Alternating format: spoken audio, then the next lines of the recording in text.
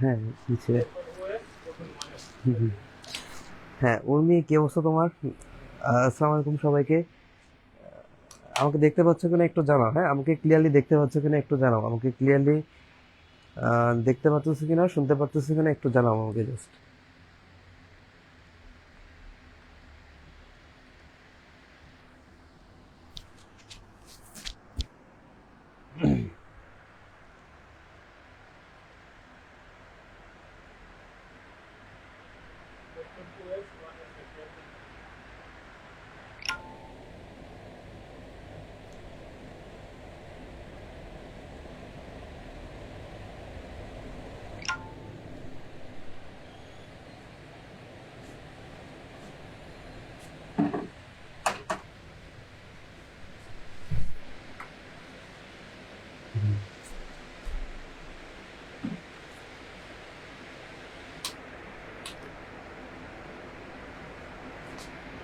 ওকে, হ্যাঁ। আতিকুর রহমান, হ্যাঁ। আলহামদুলিল্লাহ ভালো আছি। ফেটিস, তোমার কি অবস্থা? ফাতিস, আচ্ছা। তাসনিম,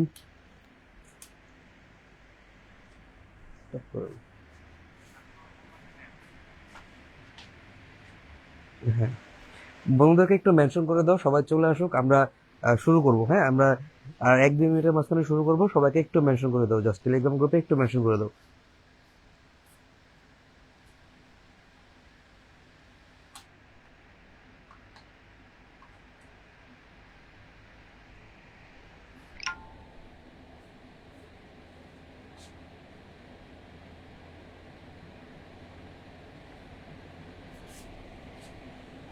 হ্যাঁ, হ্যাঁ। ইফতির রহমান, হ্যাঁ আলহামদুলিল্লাহ ভালো আছি। নিশাদ, নিশাদ তোমার কি অবস্থা একটু জানাও। হ্যাঁ। লিজা, ওয়ালাইকুম আসসালাম।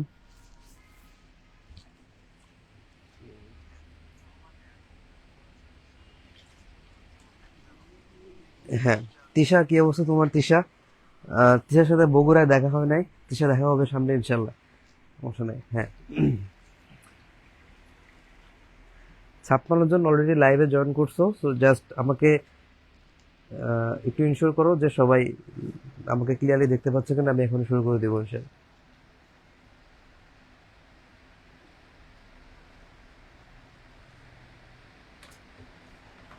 হ্যাঁ।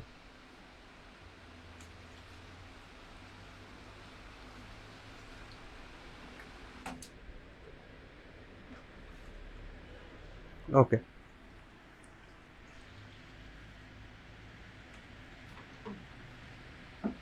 ওকে। আচ্ছা, তাহলে আজকের চ্যাপ্টারটা একটু খেয়াল করো। এটা তোমাদের কিন্তু শর্ট সিলেবাসে আছে। হ্যাঁ, এটা তোমাদের শর্ট সিলেবাসে আছে। এবং এই চ্যাপ্টারটা হচ্ছে আমরা আজকে পড়বো, এবং হচ্ছে এটা ক্লাসে মোটামুটি আমরা কমপ্লিট করে ফেলবো। হ্যাঁ, এরপরে আর তোমাদের আলাদা করে আর ওভাবে পড়তে হবে না। তো আমার সাথে সাথে তোমরা হচ্ছে ক্লাসে একটু মনোযোগ দিবা। ক্লাসে একটু মনোযোগ দিবা, তাহলে মোটামুটি তোমাদের পড়া 90% কমপ্লিট হয়ে যাবে। হ্যাঁ, তাহলে হচ্ছে আর কোনো সমস্যা হবে না। হ্যাঁ, আমাদের বইগুলো হচ্ছে প্রায় রেডি হয়ে যাচ্ছে, আর অল্প কিছু বাকি আছে। জাস্ট আমরা প্রুফ রিড করতেছি। আশা করি যে এই মাসের লাস্টের দিকে বা সামনের মাসের প্রথম দিকে তোমরা বইগুলা পেয়ে যাবে। হ্যাঁ, এটা নিয়ে টেনশন করো না।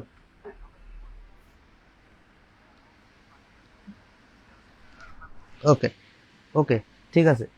তাহলে চলো, আমাদের আজকের চ্যাপ্টারটা হচ্ছে কর্মমুখী রসায়ন। হ্যাঁ, এখানে আমরা কি কি জিনিস পড়বো তুমি প্রথমে একটু খেয়াল করো। আমি এটা একটু বলি। এখানে মেনলি হচ্ছে আমরা খাদ্য নিরাপত্তা নিয়ে কথা বলি, যে আমরা নর্মালি যে খাবারগুলা খাই, হ্যাঁ, সেই খাবারের নিরাপত্তা, বা এই খাদ্য গ্রহণের আমাদের কি পরিমাণ সামর্থ্য আছে, বা এই খাদ্যগুলোকে আমরা কিভাবে প্রসেসিং করি। এছাড়াও আমরা বিভিন্ন কসমেটিক্স, যেমন হচ্ছে হেয়ার অয়েল, বা হচ্ছে আমাদের টয়লেট ক্লিনার, বিভিন্ন জিনিসপত্র আমরা কিভাবে তৈরি করি, বা এগুলো কিভাবে আমরা প্রিজার্ভ করি, এগুলো নিয়ে আলোচনা করা হয় এই চ্যাপ্টারে। ওকে, এবং আমাদের হ্যাঁ। আচ্ছা, আজকে রাহাত ভাইয়ের ক্লাস ছিল কিনা? হ্যাঁ, আজকে হচ্ছে আমাদের শর্ট সিলেবাসের বাইরের একটা চ্যাপ্টারের ক্লাস ছিল, ফিজিক্সের। তো ওইটা হবে না, যেহেতু তোমাদের সামনে এইচএসসি পরীক্ষা। এবং এই চ্যাপ্টারটা কিন্তু শর্ট সিলেবাসে আছে। এই জন্য এই চ্যাপ্টারটা আমরা গুরুত্ব দিয়ে শেষ করতেছি দুইটা ক্লাসে, আজকে এবং হচ্ছে কালকে, এই দুইটা দিন আমরা হচ্ছে এই চ্যাপ্টারটা শেষ করব। ওকে, আচ্ছা। হ্যাঁ, তাহলে একটু মনোযোগ দিও। হ্যাঁ, একটু মনোযোগ দিলে মোটামুটি তোমাদের ক্লাসেই পড়া হয়ে যাবে। জাস্ট একটু খেয়াল করো প্রথমে। যে খাদ্য নিরাপত্তা জিনিসটা কি, এটা হচ্ছে তোমাদের ক নাম্বারের প্রশ্ন আসে। হ্যাঁ, খাদ্য নিরাপত্তা জিনিসটা কি, যে পর্যাপ্ত খাদ্য প্রাপ্তি, স্বাস্থ্য বিধিগত নিরাপদ, পুষ্টিমান বিভিন্ন সরবরাহ, এগুলো আমরা নিশ্চিত করে আমরা হচ্ছে খাদ্যকে নিরাপদ করি। হ্যাঁ, তাহলে এটা ক নাম্বারের প্রশ্ন আসে, এটা একটু পড়ে ফেলবা যে খাদ্য নিরাপত্তা কি, ক্রিয়েটিভের জন্য, যেহেতু তোমাদের এটা শর্ট সিলেবাসে আছে। ওকে, যে খাদ্য নিরাপত্তা কি এটা একটু পড়ে ফেলবা। ওকে, এটা আমাদের অ্যাডমিশন টেস্টের জন্য ইম্পর্টেন্ট না। আমাদের অ্যাডমিশন টেস্টের জন্য ইম্পর্টেন্ট হচ্ছে এইটা, যে খাদ্য নিরাপত্তা।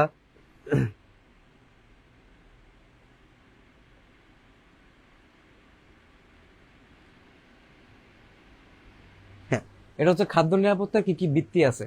আচ্ছা, হ্যাঁ, তো ওই ক্লাসটা না নিউক্লিয়ার ফিজিক্স, ওই ক্লাসটা হচ্ছে আরেকদিন হবে। মানে আজকে এবং কালকে হচ্ছে এই ক্লাসটা হবে, এবং এরপরে হচ্ছে আরেকদিন নিউক্লিয়ার ফিজিক্সের ক্লাসটা হবে। বুঝছো? হ্যাঁ, হ্যাঁ, হ্যাঁ, এটা এটা এটা হচ্ছে রাহাত ভাই হচ্ছে আরেকদিন নিয়ে নিবে, আজকে চ্যাপ্টারের ক্লাসটা হচ্ছে না। ওকে, তাহলে দেখো এখানে তিনটা ভিত্তি আছে, একটা হচ্ছে কি পর্যাপ্ত খাদ্য প্রাপ্তি, একটা হচ্ছে খাদ্য গ্রহণের সামর্থ্য, এবং আরেকটা হচ্ছে খাদ্যের সঠিক ব্যবহার। হ্যাঁ, খাদ্যের সঠিক ব্যবহার। হ্যাঁ, তাহলে এখানে এটা তুমি কিভাবে মনে রাখবা, এটা তুমি কিভাবে মনে রাখবা, এটা হচ্ছে প্রসব দিয়ে মনে রাখবা।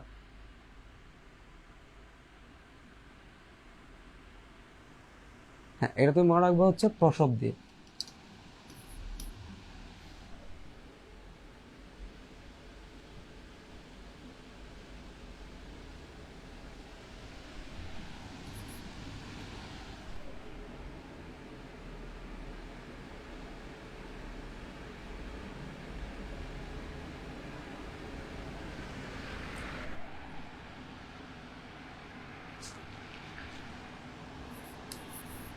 প্রসব, হ্যাঁ, নিউক্লিয়ার ফিজিক্স এটা তোমাদের শর্ট সিলেবাসের বাইরের চ্যাপ্টার না, বাট ওইটা আহ, আরেকদিন হবে। মানে আজকে এবং কালকে কর্মমুখী রসায়ন হবে, এরপর আরেকদিন হচ্ছে এক্সট্রা টাইম নিয়ে ওই ক্লাসটা হবে।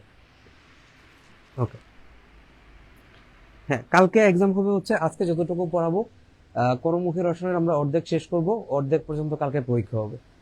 এরপর কালকে হচ্ছে বাকি অর্ধেক শেষ করব, এরপর হচ্ছে ওইটার উপর পরীক্ষা হবে।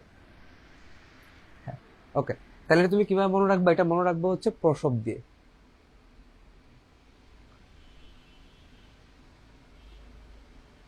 প্রসব দিয়ে, তাহলে প্রসবের ভিতরে প্রসব, ঠিক আছে, এটাতে তোমার কি কি জিনিস আসে, প্রথম হচ্ছে পর্যাপ্ত খাদ্য প্রাপ্তি, প দিয়ে হচ্ছে পর্যাপ্ত খাদ্য প্রাপ্তি, ঠিক আছে, আর দন্তাস দিয়ে হচ্ছে তোমার খাদ্য গ্রহণের সামর্থ্য, আর ব দিয়ে হচ্ছে খাদ্যের সঠিক ব্যবহার। ব দিয়ে হচ্ছে, হ্যাঁ, হ্যাঁ, হ্যাঁ, হ্যাঁ, ব দিয়ে হচ্ছে খাদ্যের সঠিক ব্যবহার। হ্যাঁ, এটা আমি আগে একটা ক্লাস নিয়েছিলাম, যেটা হচ্ছে তোমাদের টেস্ট ফেজে, সেখানে আমি এটার উপর টেস্ট পেপার সলভ করেছিলাম।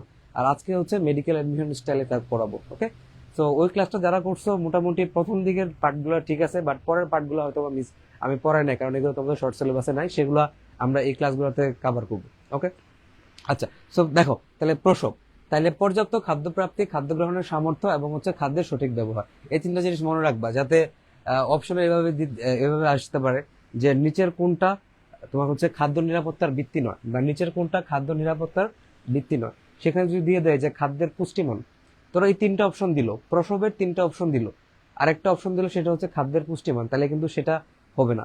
তোমাকে এটা মনে রাখতে হবে সবসময়, যে খাদ্য নিরাপত্তার ভিত্তি কি কি আছে, পর্যাপ্ত খাদ্য প্রাপ্তি, খাদ্য গ্রহণের সামর্থ্য, আর হচ্ছে খাদ্যের সঠিক ব্যবহার।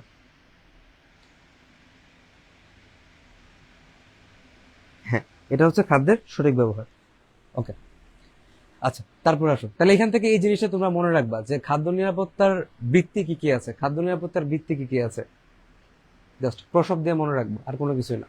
ওকে, তারপর চলো, তারপর এই জায়গায় খেয়াল করো নাইট্রোজেন যুক্ত প্রধান সার।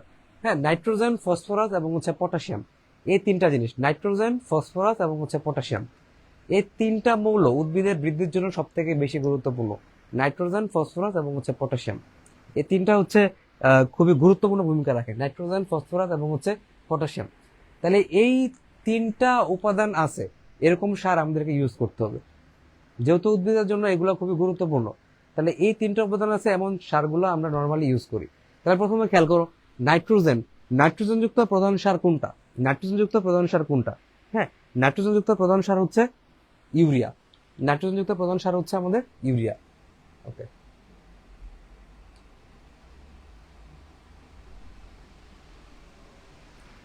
ওকে, আচ্ছা এটা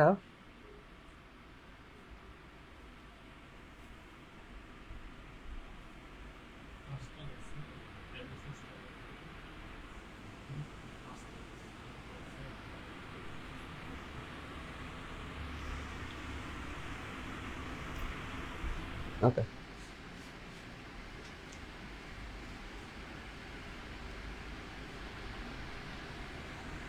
ওকে, খেয়াল করো। তাহলে প্রথম হচ্ছে ইউরিয়া, ঠিক আছে, ইউরিয়া। তাহলে ইউরিয়াটা আমরা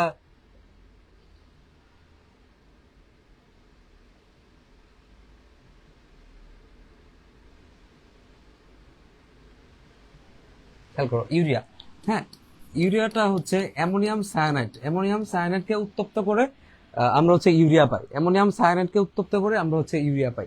NH4CnO, হ্যাঁ, NH4CnO এটাকে আমরা উত্তপ্ত করে আমরা হচ্ছে ইউরিয়া পাই, ঠিক আছে। তাহলে এটা হচ্ছে ইউরিয়ার সংকেত।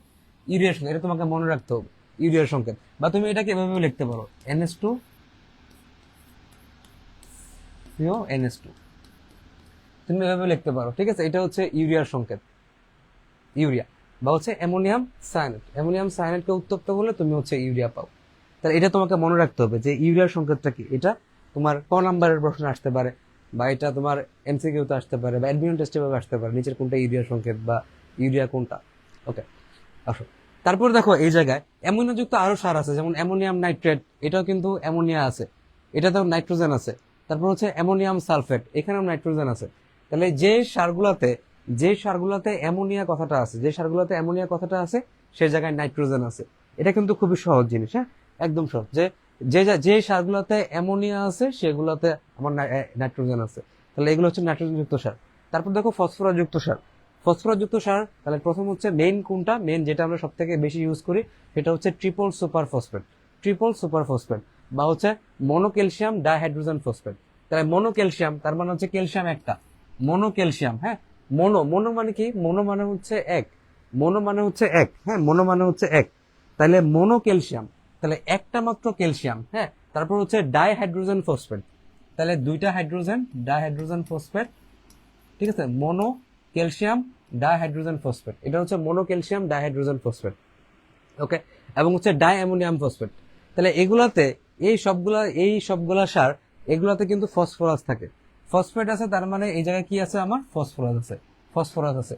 বাট এখানে সবগুলাকে আমার মনে রাখতে হবে। প্রশ্ন হচ্ছে ভাই সবগুলাকে মনে রাখতে হবে না, সবগুলো মনে রাখার দরকার নেই। আমরা জাস্ট ইম্পর্টেন্ট সারগুলো মনে রাখবো, যে নাইট্রোজেন যুক্ত প্রধান সার কোনটা, এটা আমরা মনে রাখবো। নাইট্রোজেন যুক্ত প্রধান সার কোনটা? এটা হচ্ছে আমাদের ইউরিয়া। তাহলে এখান থেকে প্রশ্ন কি? এখান থেকে প্রশ্ন হচ্ছে নাইট্রোজেন যুক্ত প্রধান সার কোনটা? নাইট্রোজেন যুক্ত প্রধান সার কোনটা? এটা হচ্ছে ইউরিয়া, ঠিক আছে। আর ফসফরাস যুক্ত প্রধান সার কোনটা? ঠিক আছে, এটা হচ্ছে ট্রিপল সুপার ফসফেট। ফসফরাস যুক্ত প্রধান সার হচ্ছে ট্রিপল সুপার ফসফেট, এটা তুমি মনে রাখবা। এরপর যে সারগুলো আসবে, এগুলো তোমার যদি ফসফেট থাকে তাহলে তুমি দেখে বুঝতে পারবা যে এগুলোতে আমার ফসফেট আছে, ওকে। আসো এরপরে এই জায়গায় তোমাকে মনে রাখতে হবে হচ্ছে মিউরেট অফ পটাশ, ঠিক আছে। মিউরেট অফ পটাশের সংকেত কি? মিউরেট অফ পটাশের সংকেত হচ্ছে পটাশিয়াম ক্লোরাইড। পটাশিয়াম ক্লোরাইড, তাহলে পটাশিয়াম ক্লোরাইড এটাকে আমরা কি বলবো? পটাশিয়াম ক্লোরাইড এটাকে আমরা কি বলবো? এটাকে আমরা বলবো হচ্ছে muriate of potash. Potassium chloride এটাকে আমরা বলবো হচ্ছে মিউরেট অফ পটাশ, হ্যাঁ, muriate of potash, potassium chloride, okay, muriate of potash. এবং একটু খেয়াল করো যে এদের কাজ কিন্তু একটু আলাদা আলাদা আলাদা, একটু খেয়াল করো, একটু আলাদা আলাদা আছে। যেমন আমরা প্রথমে দেখছি যে 3 ধরনের মৌল থাকলে এই সারগুলো আমাদের জন্য সব থেকে বেশি উপকারী হয়। একটা হচ্ছে নাইট্রোজেন থাকলে, একটা হচ্ছে ফসফরাস থাকলে, একটা হচ্ছে পটাশিয়াম থাকলে, ওকে। নাইট্রোজেন, ফসফরাস এবং পটাশিয়াম থাকলে এটা উদ্ভিদের জন্য সব থেকে বেশি উপকার হয়। তাহলে নাইট্রোজেন, পটাশিয়াম আর হচ্ছে ফসফরাস, ঠিক আছে। এখন খেয়াল করো যে নাইট্রোজেনটা মেইনলি কি কাজ করে? এটা হচ্ছে উদ্ভিদের বৃদ্ধির সহায়ক করে, ঠিক আছে, নাইট্রোজেন। তাহলে বৃদ্ধি বললে কে আসবে? বৃদ্ধি বললে আসবে হচ্ছে নাইট্রোজেন, হ্যাঁ। বৃদ্ধি বললে কে আসবে? বৃদ্ধি বললে আসবে হচ্ছে নাইট্রোজেন, নাইট্রোজেন। তারপর হচ্ছে ফুল ফল ধারণের সহায়ক বললে কে আসবে? ফুল ফল ধারণের সহায়ক, এটা তুমি একটু বইয়ের উপরে লিখে রাখতে পারো। ফুল ফল ধারণের সহায়ককে, ফুল ফল ধারণের সহায়ককে, এটা হচ্ছে পটাশিয়াম, হ্যাঁ, পটাশিয়াম, পটাশিয়াম, এটা হচ্ছে ফুল ফল ধারণের সহায়ক, ফুল ফল ধারণের সহায়ক, হ্যাঁ, ফুল ফল ধারণের সহায়ক। তাহলে বৃদ্ধিতে হচ্ছে নাইট্রোজেন, আর ফুল ফল ধারণের সহায়ক এটা হচ্ছে পটাশিয়াম। আর ইনসেকটিসাইড জিনিসটা কি? ইনসেকটিসাইড মানে হচ্ছে যারা ইনসেক্টকে ধ্বংস করে, ইনসেক্ট বা হচ্ছে কীট পতঙ্গ, ফসলের জমিতে যে কীট পতঙ্গ হয় এদেরকে যারা ধ্বংস করে এদেরকে বলা হয় ইনসেকটিসাইড। ওকে, আসো। আচ্ছা, তারপরে এই জায়গায় খেয়াল করো, এই জায়গায় বলতেছে যে আমাদের খাদ্যদ্রব্যকে পচন থেকে সংরক্ষণ করার জন্য, মানে একটা খাবার তো নর্মালি তুমি চিন্তা করো ফলমূল, শাকসবজি, মাছ, মাংস এগুলো কিন্তু নর্মালি পচে যায়। তাহলে এই পচন থেকে রক্ষা করার জন্য আমরা অনেক ধরনের প্রিজারভেটিভস ইউজ করি, বা এই পচনশীল দ্রব্যগুলোকে পচনের হাত থেকে রক্ষা করার জন্য বিভিন্ন কেমিক্যাল ইউজ করি। এদের ভিতরে তুমি চিন্তা করো ভালো ভালো কেমিক্যাল আছে যেগুলো আমাদের শরীরে কোনো ক্ষতি করে না, বাট কিছু কিছু ক্ষেত্রে দেখা যায় যে ব্যবসায়ীরা একটা কম দামি এবং কিছু ক্ষতিকারক জিনিস ইউজ করে ফেলে। তার মধ্যে একটা হচ্ছে ক্যালসিয়াম কার্বাইড এবং আরেকটা হচ্ছে ফরমালিন। হ্যাঁ, একটা হচ্ছে ক্যালসিয়াম কার্বাইড এবং আরেকটা হচ্ছে ফরমালিন। এই যে তোমাদেরকে এটা আমি পড়াইছিলাম, টেস্ট ফেজে পড়াইছিলাম, এবং সেম জিনিসটা এখানে কিন্তু রয়ে গেছে যেটা আমি তোমাদেরকে পড়াইছিলাম। আচ্ছা, তাহলে ক্যালসিয়াম কার্বাইড এবং হচ্ছে ফরমালিন। হ্যাঁ, ক্যালসিয়াম কার্বাইড এবং হচ্ছে ফরমালিন থাকবে। তাহলে ক্যালসিয়াম কার্বাইড এবং ফরমালিন এরা হয়তোবা পচন রোধক বা হচ্ছে প্রিজারভেটিভ রূপে কাজ করে, মানে এরা খাদ্যকে দীর্ঘদিন ধরে হচ্ছে সতেজ রাখার কাজ করে, বাট তারা কিন্তু আমাদের শরীরের জন্য উপকারী না। ঠিক আছে, আমাদের শরীরের জন্য খুবই ক্ষতিকারক। তাহলে এই জন্য ক্যালসিয়াম কার্বাইড এবং হচ্ছে ফরমালিন, যেটা হচ্ছে ফর্মালডিহাইডের জলীয় দ্রবণ, তোমরা জানো সেটা, যে ফর্মালডিহাইডের 40% জলীয় দ্রবণ যেটাকে আমরা ফরমালিন বলি, যেটা নর্মালি ইউজ করা হয় মৃতদেহ সংরক্ষণের কাজে, কিন্তু কিছু কিছু ক্ষেত্রে এই অসাধু ব্যবসায়ীরা সেটা কিন্তু খাদ্যদ্রব্য সংরক্ষণের কাজে ব্যবহার করতেছে, যেটা আমাদের বডির জন্য খুবই ক্ষতিকারক। হ্যাঁ, তাহলে ক্যালসিয়াম কার্বাইড যদি আমি গাঠনিক সংখ্যা থাকি তাহলে এরকম আর কি ক্যালসিয়াম কার্বাইড। তোমরা জানো যে ক্যালসিয়াম কার্বাইড থেকে ইথাইন পাওয়া যায়। হ্যাঁ, ক্যালসিয়াম কার্বাইড থেকে ইথাইন পাওয়া যায়, ইথাইন গ্যাসটা পাওয়া যায়, তোমরা জৈব যৌগ পড়লে কিন্তু এটা জানবা।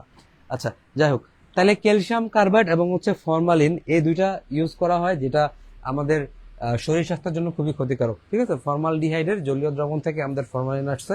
এই ফরমালিনটা আমরা নর্মালি ইউজ করি আমাদের মৃত দেহ সংরক্ষণের কাজে, বাট এই জায়গায় কিছু কিছু ব্যবসায়ী সেগুলা প্রিজারভেটিভস বা খাদ্য সংরক্ষক রূপে ইউজ করতেছে, যেটা অবশ্যই ক্ষতিকারক। ঠিক আছে, অবশ্যই ক্ষতিকারক। হ্যাঁ, হ্যাঁ, বৃদ্ধিতে সহায়তা করা হচ্ছে নাইট্রোজেন, আর ফুল ধারণের সহায়তা করা হচ্ছে পটাশিয়াম। হ্যাঁ, আর পাতা জোড়া বন্ধ করা হচ্ছে ফসফেট। হ্যাঁ, পাতা জোড়া বন্ধ করা হচ্ছে ফসফেট। হ্যাঁ, আচ্ছা, তাহলে এই পর্যন্ত আমরা কি কি জিনিস পড়লাম, চলো একটু রিক্যাপ করি। তাহলে এখন রিক্যাপ করবো, তার মানে হচ্ছে এটা তোমাদের মুখস্থ হয়ে যাবে। হ্যাঁ, এটা মুখস্থ হয়ে যাবে।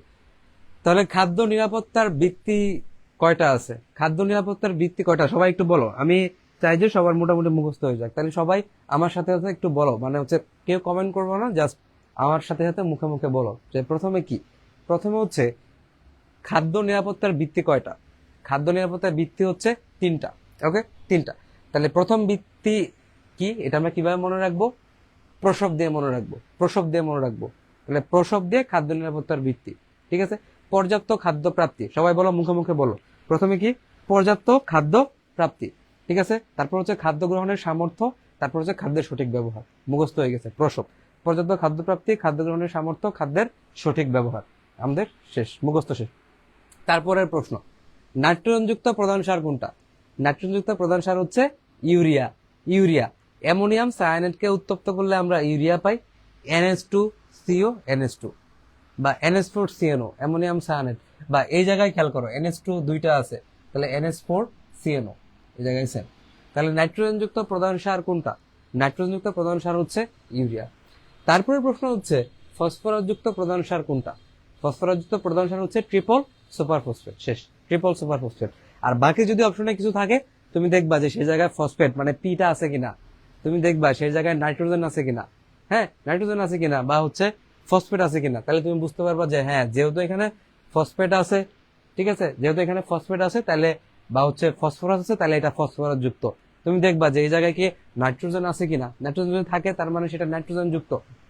আর তারপরে হচ্ছে আমাদের মিউরেট অফ পটাশ, এটা পরীক্ষাতে আসতে পারে যে মিউরেট অফ পটাশের সংকেত কি। হ্যাঁ, মিউরেট অফ পটাশের সংকেত কি? মিউরেট অফ পটাশের সংকেত হচ্ছে পটাশিয়াম ক্লোরাইড। মিউরেট অফ পটাশের সংকেত কি? মিউরেট অফ পটাশের সংকেত হচ্ছে পটাশিয়াম ক্লোরাইড। মিউরেট অফ পটাশের সংকেত হচ্ছে পটাশিয়াম ক্লোরাইড।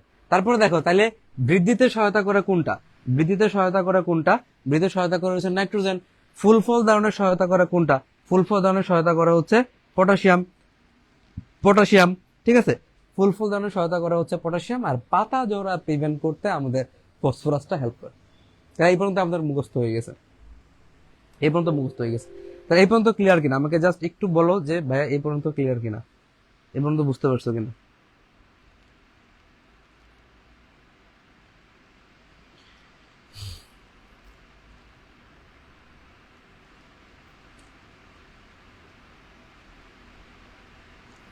একটু কমেন্টে জানাও যে এই পর্যন্ত বুঝতে হবে না। আচ্ছা, বুঝতে পারা মানে হচ্ছে মুখস্থ হয়ে যাওয়া, ঠিক আছে। এখানে বুঝার কিছু নাই, আমি চাচ্ছি যে এই জিনিসটা তোমাদের মুখস্থ হবে।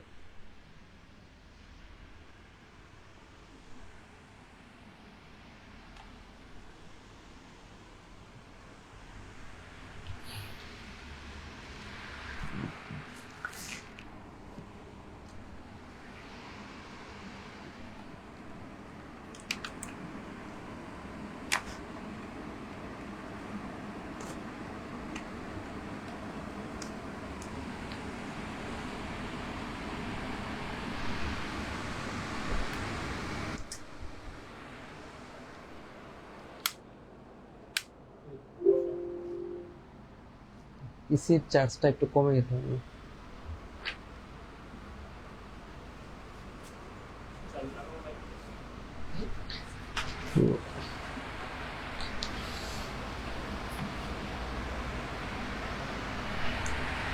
ওকে,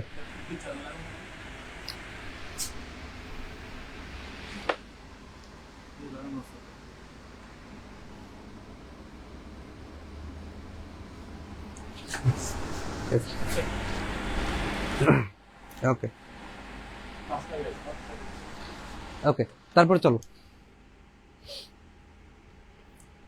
আচ্ছা, আসো এই জায়গায়।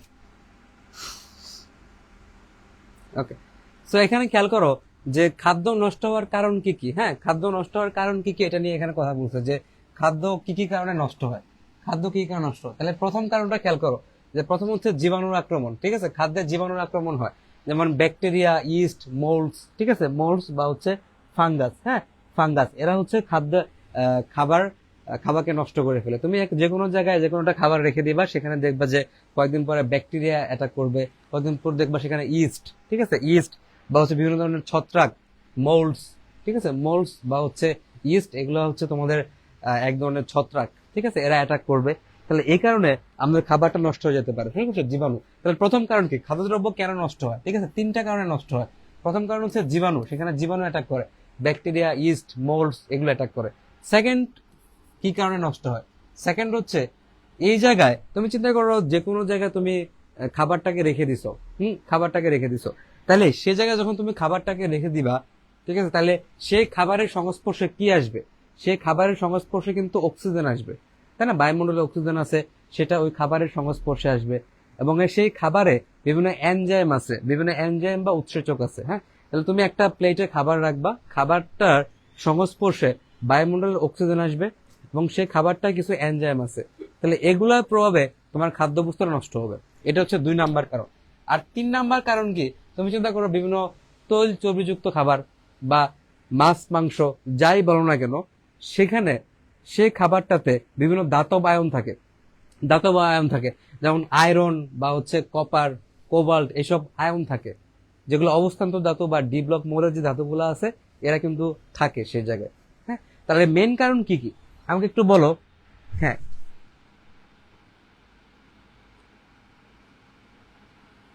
হ্যাঁ, তাহলে মেন কারণ দেখো, মেন কারণ এখানে খেয়াল করো, একটা হচ্ছে জীবাণু, একটা হচ্ছে জীবাণু, ব্যাকটেরিয়া, ইস্ট অথবা মোল্ড। এখানে সে ইস্ট না, ইস্ট এখানে এক ধরনের ফাঙ্গাস বা হচ্ছে ছত্রাক, ঠিক আছে। এখানে ইস্ট হচ্ছে এক ধরনের ফাঙ্গাস বা হচ্ছে ছত্রাক।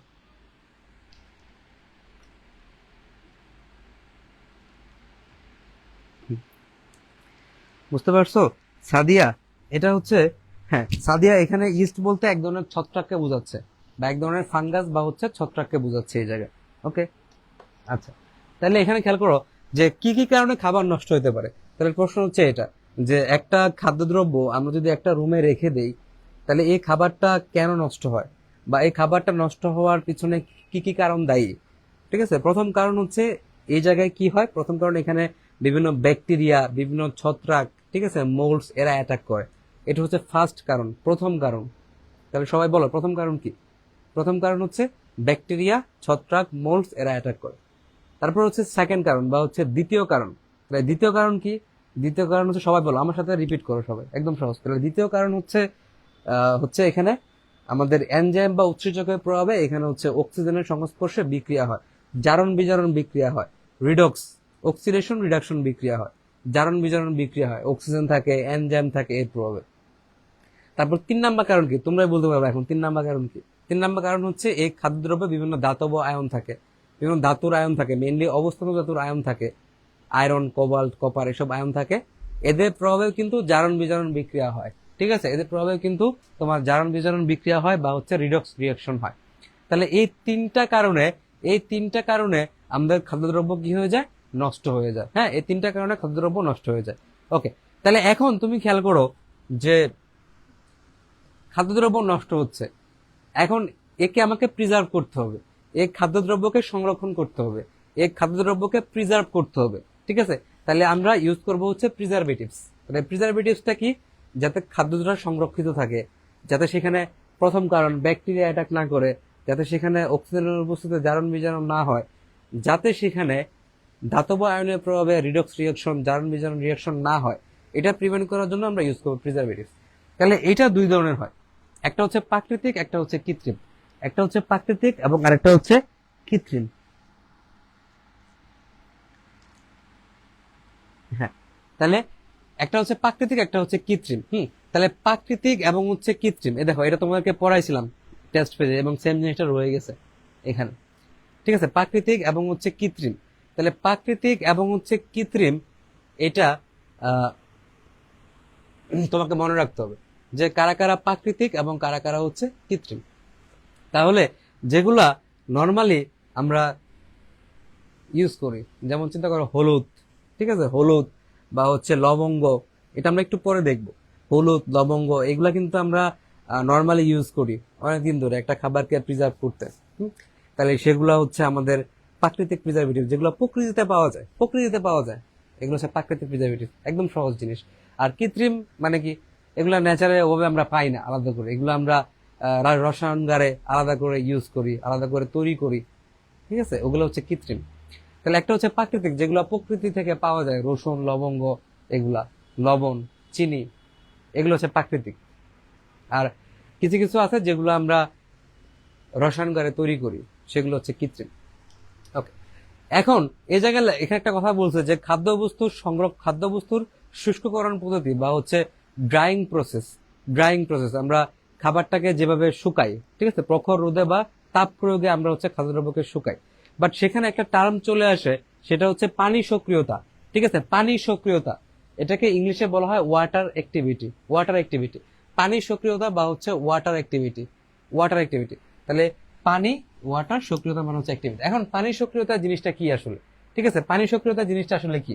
তাহলে এতে হচ্ছে অ্যাক্টিভিটি, ডাব্লিউ তে হচ্ছে ওয়াটার। তাহলে এ ডাব্লিউ এটা হচ্ছে ওয়াটার অ্যাক্টিভিটি। ঠিক আছে, হ্যাঁ, লবণ, সরিষার তেল এগুলা, ওকে। তাহলে খেয়াল করো, তাইলে এটা হচ্ছে একটা জিনিসের অনুপাত, ঠিক আছে, যে খাদ্যবস্তুতে থাকা জলীয় বাষ্পের পরিমাণ। ধরো তুমি একটা প্লেটে কিছু খাবার রাখছো, তাহলে এই প্লেটে খাবার রাখছো, তাহলে এই খাবারের ভিতরে কিছু পরিমাণ পানি আছে, এই খাবারের ভিতরে কিছু পরিমাণ জলীয় বাষ্প আছে, আর খাবারটার আশেপাশে কিছু পরিমাণ জলীয় বাষ্প আছে। খাবারটার চারদিকে তো পরিবেশ, বায়ুমণ্ডল, সেখানে কিছু জলীয় বাষ্প আছে। ঠিক আছে, তাহলে এটা হচ্ছে দুইটার অনুপাত। একটা হচ্ছে খাদ্যদ্রব্যতে থাকা জলীয় বাষ্প। তাহলে খাবারটা তুমি একটা রুমে রাখছো, সাপোজ চিন্তা করো, তাহলে খাবারটার চারদিকে, খাবারটার চারদিকে বাতাস আছে। তাহলে খাদ্যদ্রব্যতে থাকা জলীয় বাষ্প আর খাদ্যদ্রব্যের চারদিকে যে পরিবেশটা আছে, ঠিক আছে, খাদ্যের চারদিকে যে পরিমাণ জলীয় বাষ্প আছে, ঠিক আছে, এদের পরিমাণের অনুপাতটা এদের পরিমাণের অনুপাতটাকে আমরা বলবো হচ্ছে ওয়াটার অ্যাক্টিভিটি বা হচ্ছে পানি সক্রিয়তা। ওয়াটার অ্যাক্টিভিটি বা হচ্ছে পানি সক্রিয়তা। এখন একটা অনুপাত, এটার মান কেমন হইতে পারে? 0 থেকে 1 এর মাঝখানে হইতে পারে। এই অনুপাতটার মান 0 থেকে 1 এর ভিতরে হইতে পারে। হ্যাঁ, 0 থেকে 1 এর ভিতরে হইতে পারে। এখন তুমি চিন্তা করো যে একটা অনুপাত কখন 0 হয়। একটা অনুপাত কখন 0 হয়? যখন এটা লব 0 হয়। এটা লব 0 হয়। তার মানে খাবারটাতে, একটু মনোযোগ দাও, খাবারটাতে যদি কোনো জলীয় বাষ্প না থাকে, হ্যাঁ, খাবারটাতে যদি কোনো জলীয় বাষ্প না থাকে, তাহলে উপরের মানটা 0 হয়ে যায়। নিচে যাই হোক, কোনো সমস্যা নাই। তাহলে উপরের মানটা 0 হয়ে গেলে তুমি যে কোনো জিনিসে ভাগ দিলে এটা 0 আসবে, 0 আসবে। তাহলে ওয়াটার অ্যাক্টিভিটি বা পানি সক্রিয়তা, যেটা হচ্ছে খাদ্যের উপর থাকা জলীয় বাষ্প আর খাদ্যের চারপাশে জলীয় বাষ্পের অনুপাত, এটা 0 হয়েছে। তার মানে কি? তার মানে হচ্ছে আমার লবটা 0 হয়েছে, মানে উপরেরটা 0 হয়েছে, মানে খাদ্যদ্রব্যতে থাকা জলীয় বাষ্পের পরিমাণ 0, এটা বোঝাচ্ছে। আর যদি 1 হয় তাহলে কি বুঝাবে? যে খাবারে যতটুকু জলীয় বাষ্প আছে আর খাদ্যের চারদিকে, খাবারের চারপাশে যে বায়ুমণ্ডল, সেখানেও সেম পরিমাণ জলীয় বাষ্প আছে। তাহলে খাবারে যে জলীয় বাষ্প এক্স আর নিচে এক্স, দুইটা কাটাকাটি করে 1 পাইছি। তাহলে ওয়াটার অ্যাক্টিভিটি জিনিসটা কি? ওয়াটার অ্যাক্টিভিটি জিনিসটা হচ্ছে তুমি একটা খাবার রাখছো, সেখানে যে জলীয় বাষ্পটা থাকবে আর খাবারের চারদিকে জলীয় বাষ্প থাকবে, এদের অনুপাতটাই হচ্ছে আমার ওয়াটার অ্যাক্টিভিটি। হ্যাঁ, তাহলে এটার মান কতটুকু হবে? 0 থেকে 1 এর মাঝখানে হবে। এখন তুমি খেয়াল করো এই জায়গাতে যে 0 আর হচ্ছে 1 এর মাঝামাঝি হবে, তাহলে কোনটা ভালো? ঠিক আছে, ওয়াটার অ্যাক্টিভিটি পানির সক্রিয়তার মান কত থাকা ভালো? 0 থাকা ভালো নাকি 1 এর কাছাকাছি থাকা ভালো? তুমি খেয়াল করো, যদি জলীয় বাষ্প না থাকে খাবারের মাঝখানে যদি জলীয় বাষ্প না থাকে, তাহলে সেই খাবারে কিন্তু নর্মালি ব্যাকটেরিয়া, ছত্রাক ওরা এভাবে অ্যাটাক করতে পারে না।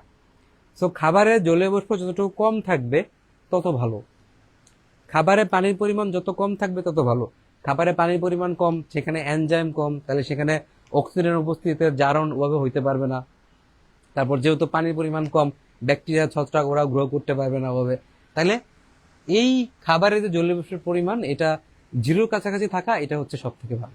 ঠিক আছে, এখন খেয়াল করো, এখানে বলছে যে একটা নির্দিষ্ট মান, ধরো ব্যাকটেরিয়া, ঠিক আছে, ব্যাকটেরিয়া, একটা খাবারে ব্যাকটেরিয়া তখনই গ্রো করবে যখন AW মানে ওয়াটার অ্যাক্টিভিটির মান কতর বেশি হবে? 0.9 এর বেশি হবে। তার মানে 0.9 মানে কি? প্রায় 1 এর কাছাকাছি। 1 এর কাছাকাছি মানে তুমি বুঝতেছো যে খাবারে যে পরিমাণ জলীয় বাষ্প আছে, তার চারদিকের পরিবেশেও প্রায় সেম ধরনের জলীয় বাষ্পই আছে, যেহেতু অনুপাত 1 এর কাছাকাছি। তাহলে কিন্তু খাবারে খুব বেশি পরিমাণ জলীয় বাষ্প আছে। তাহলে এতটুকু জলীয় বাষ্প 0.9 এর থেকে বেশি হলে তখন সেই খাবারে ব্যাকটেরিয়া গ্রো করবে। তখন সেই খাবারে কারা জন্মাবে? ব্যাকটেরিয়া জন্মাবে। যদি 0 হইতো তাহলে কিন্তু ব্যাকটেরিয়া জন্মাইতো না, কারণ 0 মানে কি? সেখানে পানি নাই, জলীয় বাষ্প নাই, তাহলে ব্যাকটেরিয়া জন্মাচ্ছে, জন্মাবে না। তাহলে 0.9 1 এর কাছাকাছি, তাহলে সেখানে জলীয় বাষ্প আছে অনেক বেশি, তাহলে সেই জায়গায় ব্যাকটেরিয়া জন্মাবে। তারপর আসো ছত্রাক আর হচ্ছে ইস্ট। তাহলে ইস্ট ইস্ট এক ধরনের ছত্রাক, ইস্ট এক ধরনের ফাঙ্গাস। তার জন্য ওয়াটার অ্যাক্টিভিটি কত হইতে হবে? 0.88, এটাও প্রায় 9 এর কাছাকাছি। তাহলে এতটুকু পরিমাণ পানি, মানে খুব বেশি পরিমাণ পানি, যেটা অনুপাত করলে গ্রেটার দেন 0.88 হয়, সেক্ষেত্রেও কিন্তু তোমার ছত্রাক জন্মাবে। ঠিক আছে, ইস্ট ইস্ট জন্মাবে। আর ইস্ট ছাড়া অন্যান্য ছত্রাক জন্মানোর জন্য, ইস্ট ছাড়া অন্যান্য ফাঙ্গাস বা হচ্ছে ছত্রাক জন্মানোর জন্য ওয়াটার অ্যাক্টিভিটি আমার গ্রেটার দেন 0.8 হইতে হবে। ঠিক আছে, তাহলে এইটা আমাকে একটু মনে রাখতে হবে যে কার ক্ষেত্রে কত ওয়াটার অ্যাক্টিভিটি। ঠিক আছে, ওয়াটার অ্যাক্টিভিটি বা হচ্ছে পানির সক্রিয়তা। তাহলে খাবারের জলীয় বাষ্প, চারদিকে জলীয় বাষ্প অনুপাতটা ওয়াটার অ্যাক্টিভিটি, তাহলে সেটার মান 0 থেকে 1 এর ভিতরে হয়। আর ব্যাকটেরিয়ার জন্য কত? Greater than 0.9। ব্যাকটেরিয়ার জন্য কত বলো, সবাই বলো কত? Greater than 0.9। আর ইস্টের জন্য কত? Greater than 0.88। আর অন্যান্য ফাঙ্গাসের জন্য কত? 0.80, 0.80। ওকে, এটা ক্লিয়ার কিনা আমাকে একটু বলো, এটা একটা বুঝছো কিনা? এটা একটা কনসেপ্ট ছিল, একদম ক্লিয়ারলি বুঝছো কিনা?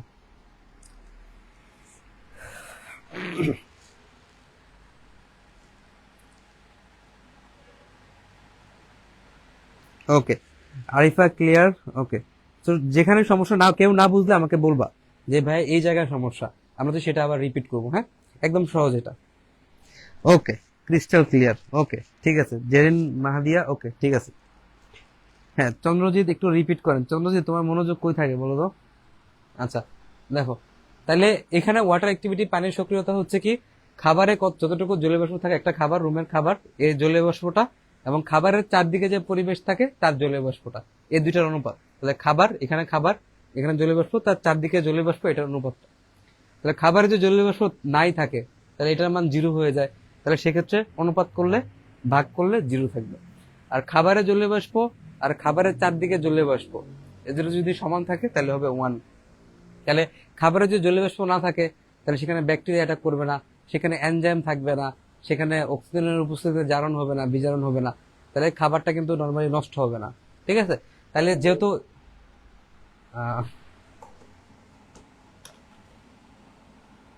ওকে, ল্যাপটপটা মনে হয় একটু ঝামেলা করতেছে, আমি ল্যাপটপটা ঠিক করে নিই। দাঁড়াও।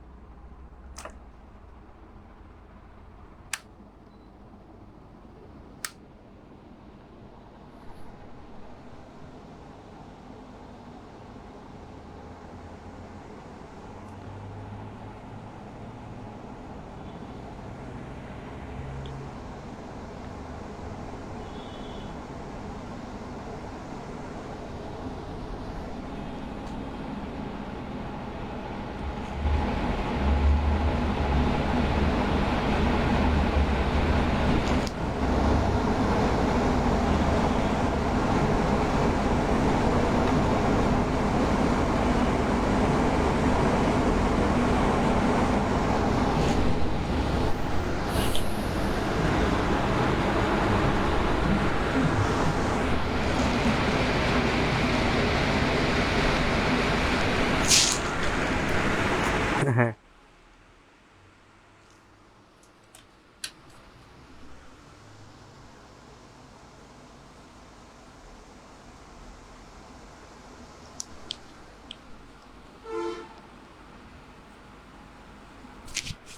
না, আমি একটু জাস্ট এটা একটু ঠিক করে নিচ্ছি, তাহলে একটু ওয়েট করো।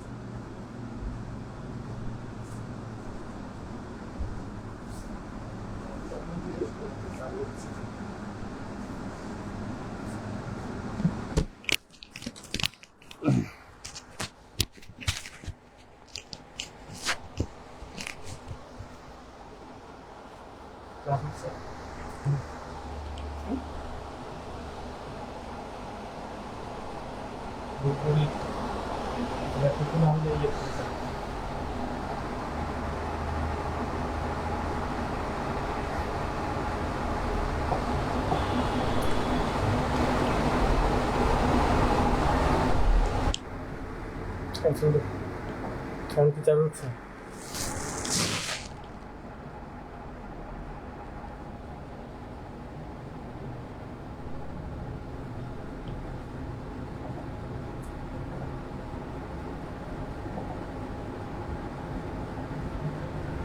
ও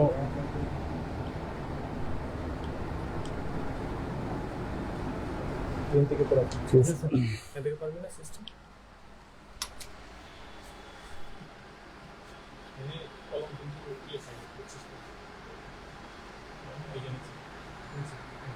নিচে নিচে না নিচে ঘুরতেছে আবার এই যে লেয়ারে যাবে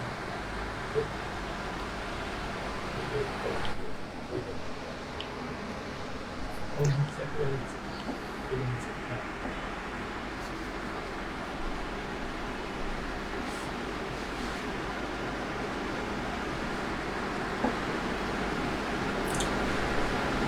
ওকে, সো এই পর্যন্ত গেছিলাম। হ্যাঁ, ওয়াটার অ্যাক্টিভিটি। তাহলে হ্যাঁ হ্যাঁ, ওকে, আসো। তাহলে ওয়াটার অ্যাক্টিভিটি কি হলো, যে এখানে মেনলি হচ্ছে আমাদের খাবারে কি পরিমাণ জলীয় বাষ্প থাকে এবং খাবারের চারপাশে কি পরিমাণ জলীয় বাষ্প থাকে এদের অনুপাতটা, ঠিক আছে, এদের অনুপাতটা হচ্ছে আমাদের ওয়াটার অ্যাক্টিভিটি। হ্যাঁ, ওয়াটার অ্যাক্টিভিটি। তাহলে সেখানে তুমি খেয়াল করো যে নর্মালি যে একটা খাবার তুমি রাখছো আর খাবারের চারপাশে তোমার হচ্ছে বাতাস আছে বা হচ্ছে তোমার ধরো জলীয় বাষ্প আছে। তাহলে খাবারটা যদি তোমার জলীয় বাষ্প সম্পূর্ণ না থাকে বা ধরো জলীয় বাষ্পের পরিমাণ একদম শূন্য, তাহলে সেই খাবারে কিন্তু ব্যাকটেরিয়া গ্রো করবে না বা ছত্রাক গ্রো করবে না বা হচ্ছে ফাঙ্গাস গ্রো করবে না। তাহলে সেক্ষেত্রে তার মানটা কিন্তু শূন্য হয়ে যাবে। আর যদি তোমার খাবারের জলীয় বাষ্পের পরিমাণ আর খাবারের চারপাশের পরিবেশে জলীয় বাষ্পের পরিমাণটা সেম থাকে, তাহলে সেক্ষেত্রে এটার মান হচ্ছে 1 হবে। তাহলে আমার ওয়াটার অ্যাক্টিভিটির পরিমাণটা 0 থেকে 1 এর মাঝখানে থাকে। ওয়াটার অ্যাক্টিভিটি বা পানির সক্রিয়তা 0 থেকে 1 এর মাঝখানে থাকে। হ্যাঁ, 0 থেকে 1 এর মাঝখানে থাকে।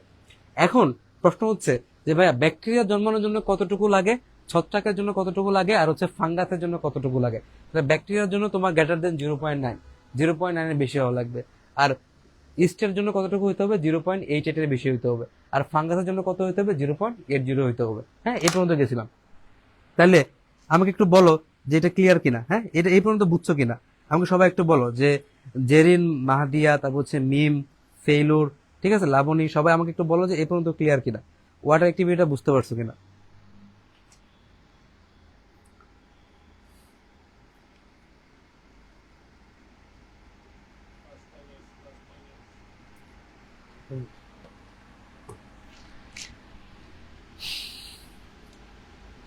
ওকে, তারপর হচ্ছে কেস হার্ডেনিং। হ্যাঁ, কেস হার্ডেনিং জিনিসটা কি?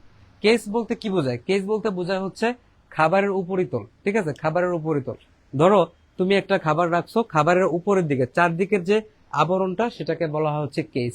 আর হার্ডেনিং মানে কি? হার্ডেনিং মানে হচ্ছে শক্ত করা। ঠিক আছে, হার্ডেনিং মানে হচ্ছে শক্ত করে ফেলা। হ্যাঁ, হার্ডেনিং মানে হচ্ছে শক্ত করে ফেলা। তাহলে একটা খাবারের উপরিভাগ, ঠিক আছে, একটা খাবারের উপরিভাগকে শক্ত করে ফেলা, এটাকে বলা হয় হচ্ছে কেস হার্ডেনিং। তাইলে এখন তুমি খেয়াল করো এটা লাভ কি? কেস হার্ডেনিং করলে আমাদের লাভটা কি হয়? কেস হার্ডেনিং করলে লাভ হয় হচ্ছে খাবারের ভিতরে বাহির থেকে জলীয় বাষ্প প্রবেশ করতে পারে না। খাবারের ভিতরে বাহির থেকে জলীয় বাষ্প প্রবেশ করতে পারে না। তাহলে বাহির থেকে জলীয় বাষ্প প্রবেশ করতে না পারলে এই খাবারটা তোমার দীর্ঘদিন যেমন হচ্ছে ভালো থাকে, কারণ সেখানে ব্যাকটেরিয়া বা ছত্রাক বা হচ্ছে ফাঙ্গাস এদের অ্যাটাক হয় না। এটাকে বলা হয় কেস হার্ডেনিং। তাহলে কেস হার্ডেনিং, হ্যাঁ, তাহলে কেস হার্ডেনিং জিনিসটাকে, কেস মানে কি? কেস মানে হচ্ছে খাবারের উপরিভাগ, মানে বাহিরের দিক। আর এটাকে যখন আমরা শক্ত করে ফেলি তখন সেটাকে বলা হয় হচ্ছে কেস হার্ডেনিং। আচ্ছা, তারপর আসো, এখন দেখো খাদ্যবস্তুর শীতলীকরণ পদ্ধতি বা যেটাকে আমরা ফ্রিজিং বলতে পারি বা হিমায়ন বলতে পারি। তাহলে এটার উদ্দেশ্যটা কি? এটার উদ্দেশ্য হচ্ছে খাবারকে দীর্ঘদিন সতেজ রাখা, খাবারকে দীর্ঘদিন তোমার হচ্ছে প্রিজার্ভ করে রাখা, দীর্ঘদিন ভালো রাখা। তাহলে এটা আমরা কিভাবে করতে পারি? ঠিক আছে, এটা আমরা কিভাবে করতে পারি? এটা হচ্ছে, ঠিক আছে, এটা আমরা দুইভাবে করতে পারি। একটা হচ্ছে ফ্রিজিং বা হচ্ছে শীতলায়ন, এবং আরেকটা হচ্ছে হিমায়ন, ডিপ ফ্রিজিং। তোমরা দেখো না এই যে ফ্রিজে হচ্ছে দুইটা পার্ট থাকে, উপরের পার্ট আর নিচের পার্ট। উপরের পার্টটা কি নর্মালি সেটা হচ্ছে তোমাদের নর্মাল ফ্রিজ বলি আমরা, আর নিচে যেটা সেটাকে ডিপ ফ্রিজ বলি। তাহলে এভাবে দুইটা আর কি, যে একটা হচ্ছে নর্মাল ফ্রিজ, একটা হচ্ছে ডিপ ফ্রিজ। ঠিক আছে, যেটা নর্মাল ফ্রিজ সেটা কি? সেটা হচ্ছে ফ্রিজিং বা হচ্ছে শীতলীকরণ।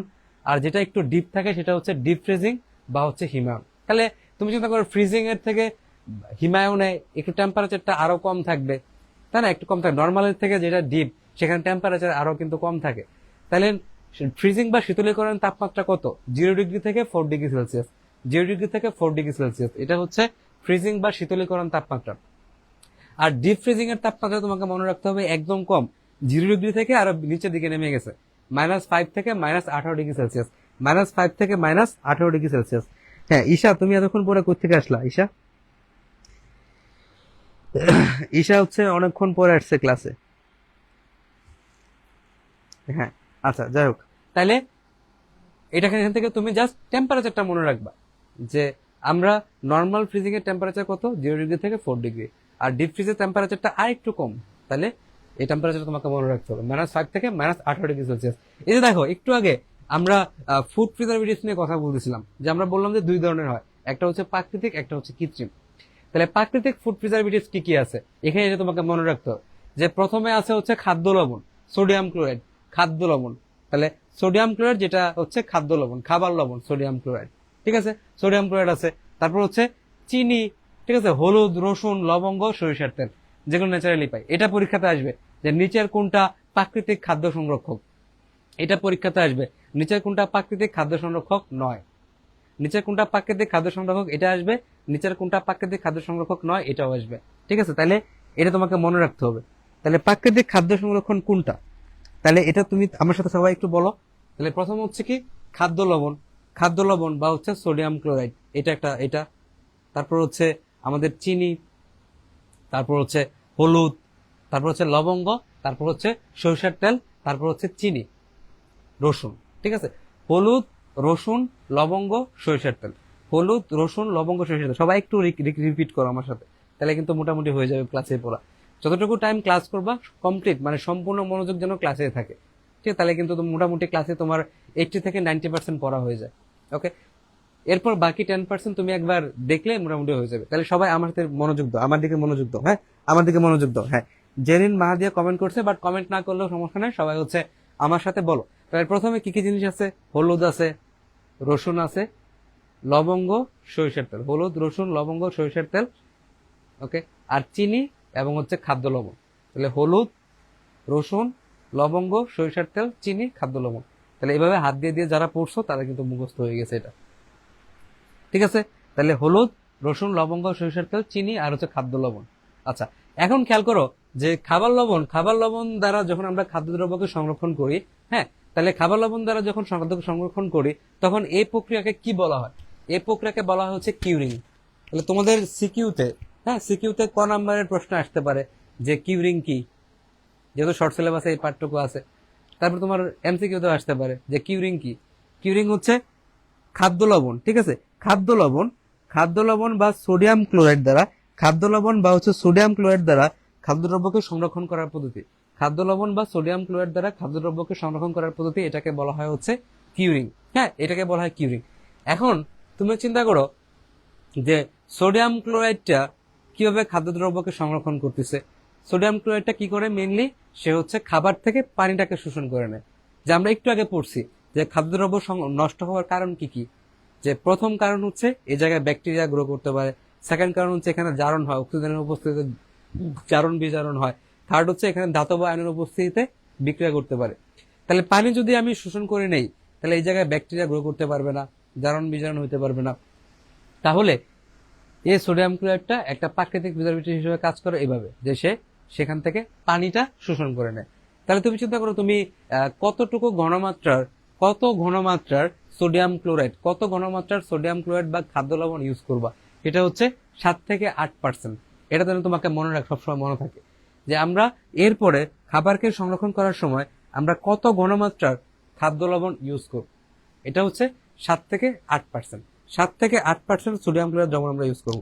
7 থেকে 8% সোডিয়াম ক্লোরাইড দ্রবণ আমরা ইউজ করব। ঠিক আছে, 7 থেকে 8% সোডিয়াম ক্লোরাইড দ্রবণ আমরা ইউজ করব। ঠিক আছে, হ্যাঁ, সবাই একটু কাছে মনোযোগ দাও। হ্যাঁ,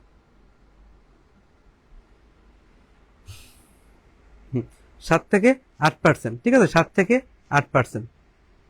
হ্যাঁ, 7 থেকে 8%। ওকে, এবং এর থেকেও যখন আর একটু বেশি ঘনমাত্রা আমার লাগবে, নর্মালি আমরা 7 থেকে 8% ইউজ করতেছি, বাট যখন আমাদের এর থেকেও আর একটু বেশি ঘনমাত্রা লাগবে তখন আমরা 15 থেকে 20% পর্যন্ত যেতে পারি। 15 থেকে 20% পর্যন্ত যাইতে পারি। ঠিক আছে, গাঢ় দ্রবণের ক্ষেত্রে, এটা তোমাকে সবসময় মনে রাখতে হবে যে নর্মালি আমরা 7 থেকে 8% ইউজ করতে পারি, বাট যখন কোনো ক্ষেত্রে যখন আমাদের আর একটু বেশি দরকার পড়বে সেক্ষেত্রে আমরা 15 থেকে 20% পর্যন্ত ইউজ করতে পারবো। ঠিক আছে, 15 থেকে 20% পর্যন্ত ইউজ করতে পারবো। আচ্ছা, তারপর হচ্ছে চিনি। ঠিক আছে, চিনির দ্রবণ। তাহলে চিনির দ্রবণের ক্ষেত্রেও তোমার ঘনমাত্রাটা মনে রাখতে হবে যে চিনির দ্রবণের ঘনমাত্রা কতটুকু হয়, 65 থেকে 70%। 65 থেকে 70%। তাহলে চিনির দ্রবণের ঘনমাত্রা কতটুকু আমরা ইউজ করব? 65 থেকে 70%। 65 থেকে 70%। তাহলে খেয়াল করো, তাহলে এখান থেকে প্রশ্ন কি কি? প্রথম হচ্ছে খাদ্য লবণ দ্বারা যখন আমরা খাবারটাকে প্রিজার্ভ করি তখন সেই প্রক্রিয়াটাকে আমরা বলি কিউরিং। নর্মালি 7 থেকে 8% ঘনমাত্রা দ্রবণ ইউজ করতে পারি, বাট কোনো ক্ষেত্রে যদি আমাদের বেশি দরকার হয় সেক্ষেত্রে 15 থেকে 20% দ্রবণ ইউজ করি। আর চিনির ক্ষেত্রে কতটুকু ইউজ করি 65 থেকে 70%। চিনির ক্ষেত্রে কতটুকু ইউজ করি 65 থেকে 70%। হ্যাঁ, এই যে আরিফা, তারপর হচ্ছে ফেটিস, তারপর হচ্ছে জেরিন, ওরা সঠিক অ্যান্সার দিয়েছে। সো বাকিরা মুখে মুখে বলো, সবার কমেন্ট করা দরকার নেই। আচ্ছা, সো এদের মেন কাজটা কি আসলে? এরা কিভাবে খাদ্যকে, এই ন্যাচারাল প্রিজারভেটিভস গুলা কিভাবে খাবারটাকে দীর্ঘদিন সংরক্ষণ করে রাখে? এদের মেন কাজ হচ্ছে এরা জলীয় বাষ্প শোষণ করে নেয়। ঠিক আছে, জলীয় বাষ্প শোষণ করে নেয়, এর ফলে খাবারটা দীর্ঘদিন হচ্ছে সতেজ থাকে। হ্যাঁ, হ্যাঁ, হ্যাঁ, একটু মনোযোগ দাও, হ্যাঁ একটু মনোযোগ দাও। হ্যাঁ, ওকে। তারপর দেখো, আচার তৈরি বা হচ্ছে পিকলিং। হ্যাঁ, আচার তৈরি বা হচ্ছে পিকলিং। তাহলে এখানে আমরা নর্মালি গ্রামে গঞ্জে বা আগে আমরা যখন আচার তৈরি করতাম তখন কি হইতো, ধরো একটা পাতিলের ভিতরে আমরা ধরো যার আচার তৈরি করবো, জলপাইয়ের আচার তৈরি করবো, তাহলে জলপাই দিতাম, এগুলো শুকায় বিভিন্ন প্রসেসিং করে জলপাই দিতাম, তার ভিতরে তোমার সরিষার তেল বা হচ্ছে রসুন বা বিভিন্ন মশলা দিয়ে এগুলোকে দীর্ঘদিন রেখে দিতাম। ফলে ওই জলপাই কিন্তু নর্মালি তোমার দীর্ঘদিন সতেজ থাকতো, কারণ এর ভিতরে কিন্তু বাতাস ঢুকতে পারতেছে না, পানি ঢুকতে পারতেছে না, ফলে এখানে তোমার ব্যাকটেরিয়া গ্রো করতেছে না বা জারণ বিজারণ হচ্ছে না, ফলে খাবারটা কিন্তু দীর্ঘদিন সতেজ থাকতেছে। তাহলে পিকলিং বা হচ্ছে আচার তৈরি করা বলতে কি বোঝায় আসলে?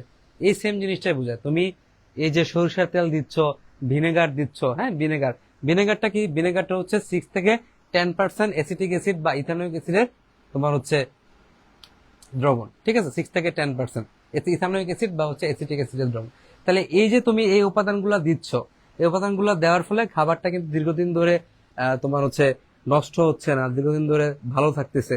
এটাকে বলা হয় পিকলিং বা হচ্ছে আচার তৈরি করা। এটাকে বলা হয় পিকলিং বা হচ্ছে আচার তৈরি করা। ঠিক আছে, এটাকে বলা হচ্ছে পিকলিং বা হচ্ছে আচার তৈরি করা।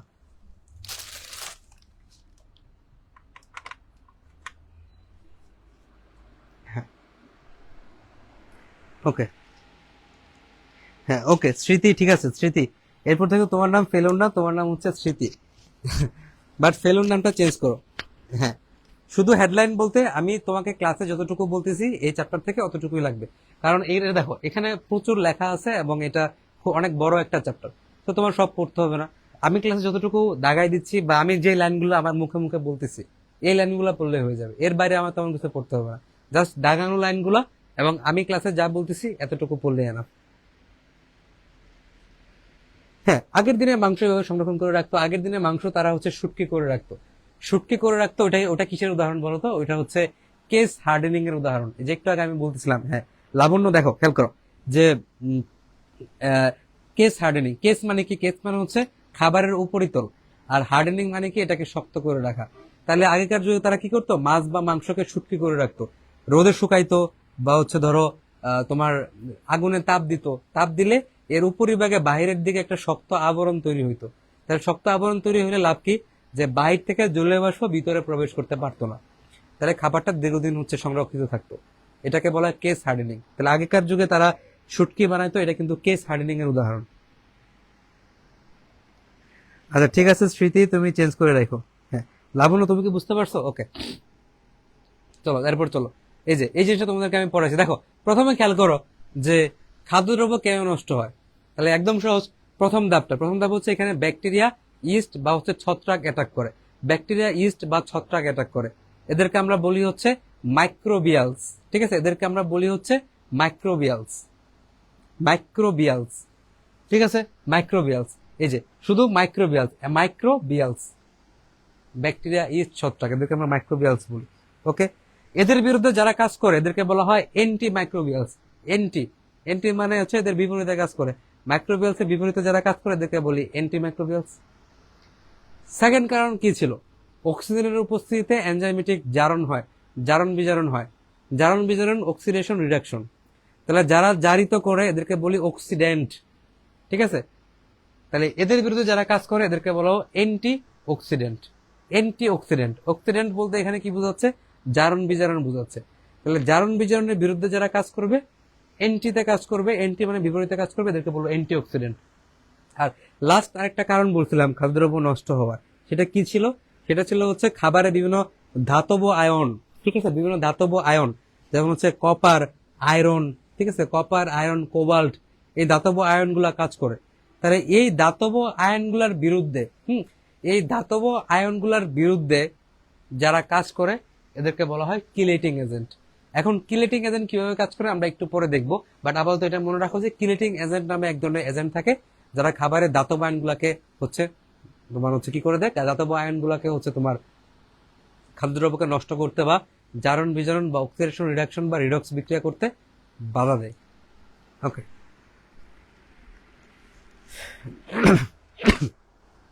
ওকে, খেয়াল করো।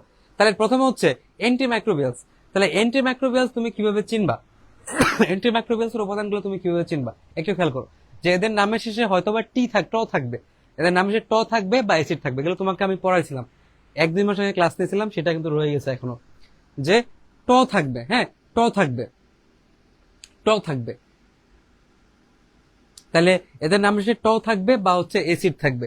দেখো সোডিয়াম বেনজয়েড ট আছে, বেনজোইক অ্যাসিড অ্যাসিড আছে, পটাশিয়াম সরবেট ট আছে, sodium sorbate, calcium sorbate, citric acid, ঠিক আছে, ট আছে, নাইট্রেট, নাইট্রাইট, সালফাইড, ঠিক আছে, মেটাবাইসালফাইড, আর একটা মনে রাখবা সালফার ডাইঅক্সাইড, এটা তুমি আলাদা করে মনে রাখবা। তাহলে sulphur dioxide SO2, sulphur dioxide এটা হচ্ছে একমাত্র ব্যতিক্রম। হ্যাঁ, সালফার ডাইঅক্সাইড এটা হচ্ছে একমাত্র ব্যতিক্রম। এটা ছাড়া বাকি যা যা আছে, যাদের নামের শেষে ট আছে বা যাদের নামের শেষে অ্যাসিড আছে, ট আছে বা হচ্ছে অ্যাসিড আছে, তাদের ক্ষেত্রে এদেরকে আমরা কি বলবো? এরা হচ্ছে অ্যান্টিমাইক্রোবিয়ালস। হ্যাঁ, অ্যান্টিমাইক্রোবিয়ালস, এরা হচ্ছে মাইক্রোবসের বিরুদ্ধে কাজ করে। অ্যান্টিমাইক্রোবিয়ালস বা হচ্ছে মাইক্রোবসের বিরুদ্ধে কাজ করে।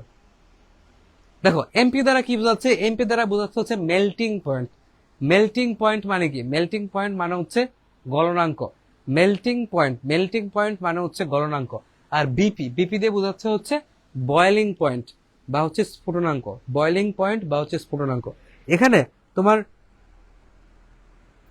তোমার হচ্ছে সব জিনিস পড়তে হবে না, জাস্ট এই জিনিসটা পড়তে হবে। এটা হচ্ছে একটার গণনাঙ্ক পরে পড়তে হবে, এমপি, এটা হচ্ছে 101 ডিগ্রি সেলসিয়াস। হ্যাঁ সাদিয়া, তোমাদের পড়ে না এটা? আচ্ছা ঠিক আছে, সমস্যা নেই। আচ্ছা হ্যাঁ, তাহলে তুমি এখন পড়ো সাদিয়া, তুমি এখন পড়ো। হ্যাঁ ওকে, তাহলে মেল্টিং পয়েন্ট আমার এই উপাদানটার বেনজোইক অ্যাসিডের মেল্টিং পয়েন্ট বা হচ্ছে গণনাঙ্ক কত, এটা তোমাকে পড়তে হবে। এটা হচ্ছে 121 ডিগ্রি সেলসিয়াস। তাহলে বেনজোইক অ্যাসিডের গণনাঙ্ক কত? 121 ডিগ্রি সেলসিয়াস। আর বাকিগুলো জাস্ট উদাহরণগুলো তোমার লাগবে, যে নিচের কোনটা অ্যান্টি মাইক্রোবিয়ালস। মাইক্রোবিয়ালস বা হচ্ছে ব্যাকটেরিয়া, ইস্ট, ছত্রাকের বিরুদ্ধে অ্যান্টিতে কাজ করে। তাহলে এটা আমরা কিভাবে মনে রাখতে পারি সহজে?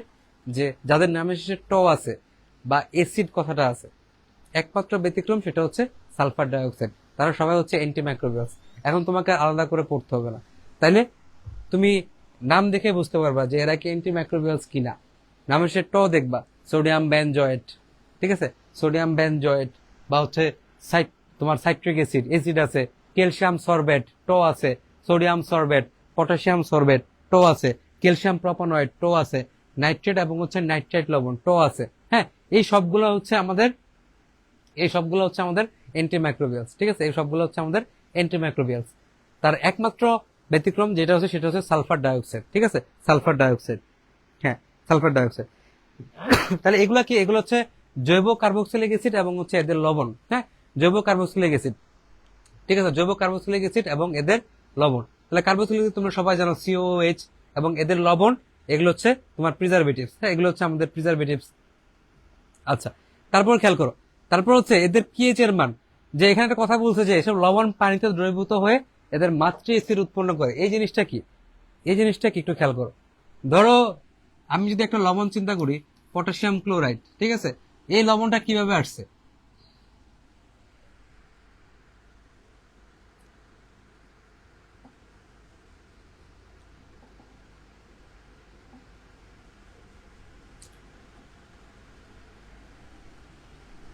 আজকে বোর্ডটা প্রচুর ডিস্টার্ব দিচ্ছে, বুঝছো? এই বোর্ডটাকে যে কি করব, আজকে বোর্ডটা প্রচুর ডিস্টার্ব দিচ্ছে।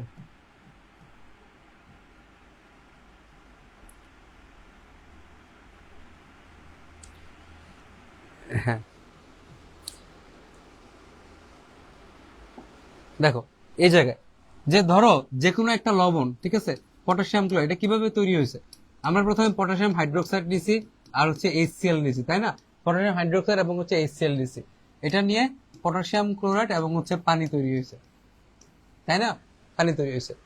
তাইলে এই লবণটা, তাহলে পটাশিয়াম হাইড্রোক্সাইড ছিল ক্ষার, ক্ষার আর অ্যাসিড, অ্যাসিড এবং ক্ষার মিলে কি তৈরি করছে, লবণ এবং হচ্ছে পানি তৈরি করছে। ঠিক আছে, তাহলে এই লবণটা, লবণটা যদি পানিতে আবার দ্রবীভূত হয়, ধরো এই লবণটা আমরা আলাদা করে নিছি, এবং এই লবণটার সাথে আবার যখন আমি পানি মিক্স করছি, এই লবণটার সাথে যখন আমি আবার পানি মিক্স করলাম, ঠিক আছে, তাইলে আমার কি তৈরি হচ্ছে, আবার HCl তৈরি হচ্ছে। কারণ HClটা কি, মাতৃ অ্যাসিড। মাতৃ অ্যাসিড মানে কি, মাতৃ অ্যাসিড মানে হচ্ছে একটা লবণের মাতৃ অ্যাসিড মানে কি, পটাশিয়াম ক্লোরাইডের মাতৃ অ্যাসিড হচ্ছে এই পটাশিয়াম ক্লোরাইডটা কোন অ্যাসিড থেকে তৈরি হয়ে আসছে, সেটা হচ্ছে তার মাতৃ অ্যাসিড। এখানে দেখো HCl আর পটাশিয়াম হাইড্রোক্সাইডের বিক্রিয়ায় পটাশিয়াম ক্লোরাইড তৈরি হয়ে আসছে, তাহলে পটাশিয়াম ক্লোরাইডের মাতৃ অ্যাসিড হচ্ছে HCl। ঠিক আছে, জিনিসটা হচ্ছে এরকম যে যে কোনো লবণ, এদের লবণটা আর্দ্র বিশ্লেষিত হয়ে এদের মাতৃ অ্যাসিড তৈরি করে। ঠিক আছে, যে এদের থেকে তুমি চিন্তা করো আলাদা করে লবণটা আলাদা করে বের করে নিলা, পরে এর সাথে যখন আবার পানি মিক্স করবা, দেন আবার আগের HClটা তৈরি হতে পারে, এটাই বলছে এখানে।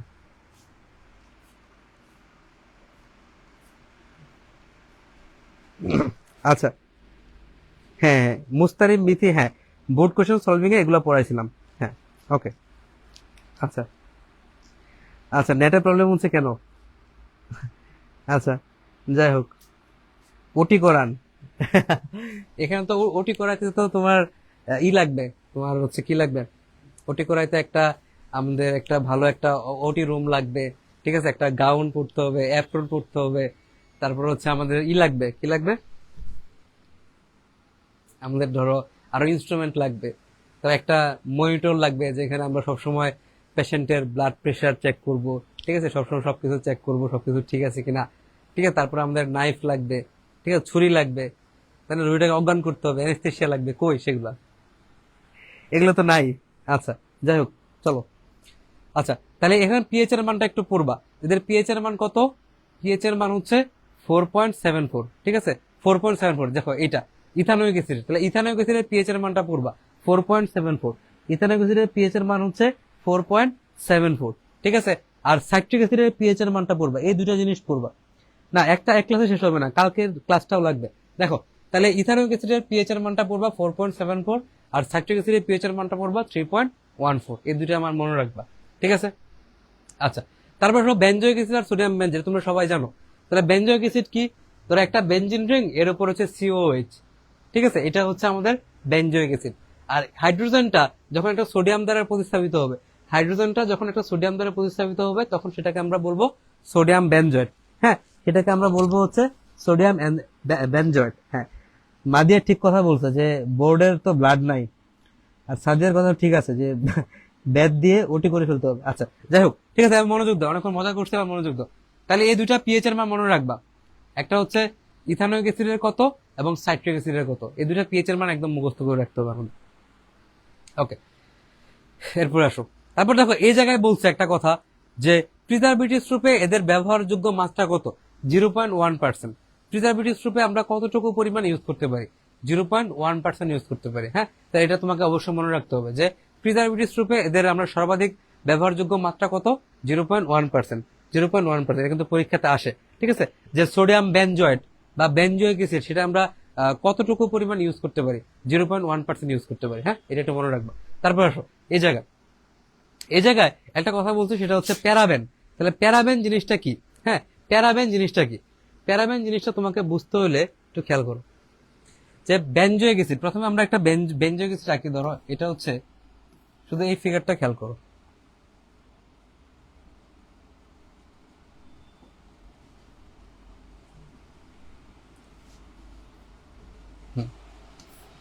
এটা একটা হচ্ছে বেনজিন। হ্যাঁ, এটা একটা হচ্ছে বেনজিন।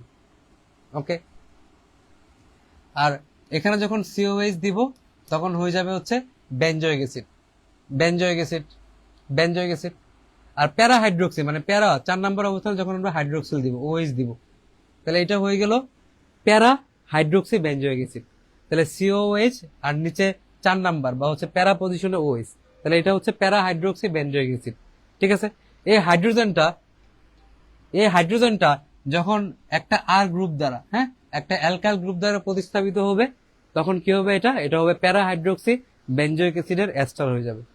তাহলে নর্মালি এখানে যখন এইচ ছিল আর 4 নাম্বার প্যারা পজিশনে OH ছিল, এটা হচ্ছে প্যারা হাইড্রোক্সি বেনজোইক অ্যাসিড। আর এটা যখন আর হবে তখন সেটা কি হয়ে যাবে, প্যারা হাইড্রোক্সি বেনজোইক অ্যাসিডের এস্টার। এই যে এস্টারটা, এই যে প্যারা হাইড্রোক্সি বেনজোইক অ্যাসিডের এস্টারটা, এটাকে আমরা বলি হচ্ছে প্যারাবেন। ঠিক আছে, প্যারাবেন। তাহলে এখানে খেয়াল করো, এখানে যখন শুধুমাত্র এইচ ছিল তখন এটা কি ছিল, অবস্থানে হাইড্রোক্সিল, প্যারা হাইড্রোক্সি COH, প্যারা হাইড্রোক্সি বেনজোইক অ্যাসিড। আর এটা যখন আর হয়ে এই প্যারা হাইড্রোক্সি বেনজোইক অ্যাসিডের এস্টার, এটাকে আমরা কি বলি, প্যারাবেন বলি। হ্যাঁ, প্যারাবেন বলি। এবং এই প্যারাবেনটা নর্মালি কোথায় ইউজ করা হতো একটা সময়, এই প্যারাবেনটা নর্মালি একটা সময় আমরা বিভিন্ন কসমেটিক্সে, ওষুধ শিল্পে ইউজ করতাম। হ্যাঁ, ইউজ করতাম। বাট এই প্যারাবেনটা দেখা গেল যে পরবর্তীতে আমাদের বডির জন্য খুবই ক্ষতিকারক।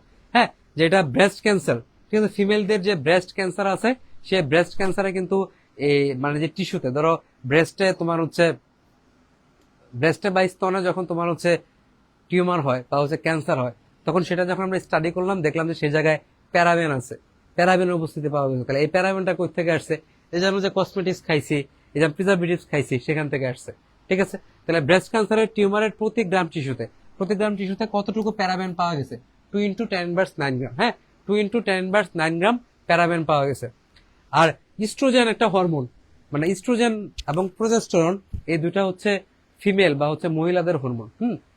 মানে ফিমেলদের শরীরে হচ্ছে ইস্ট্রোজেন এবং প্রোজেস্টেরন অনেক বেশি পরিমাণে থাকে।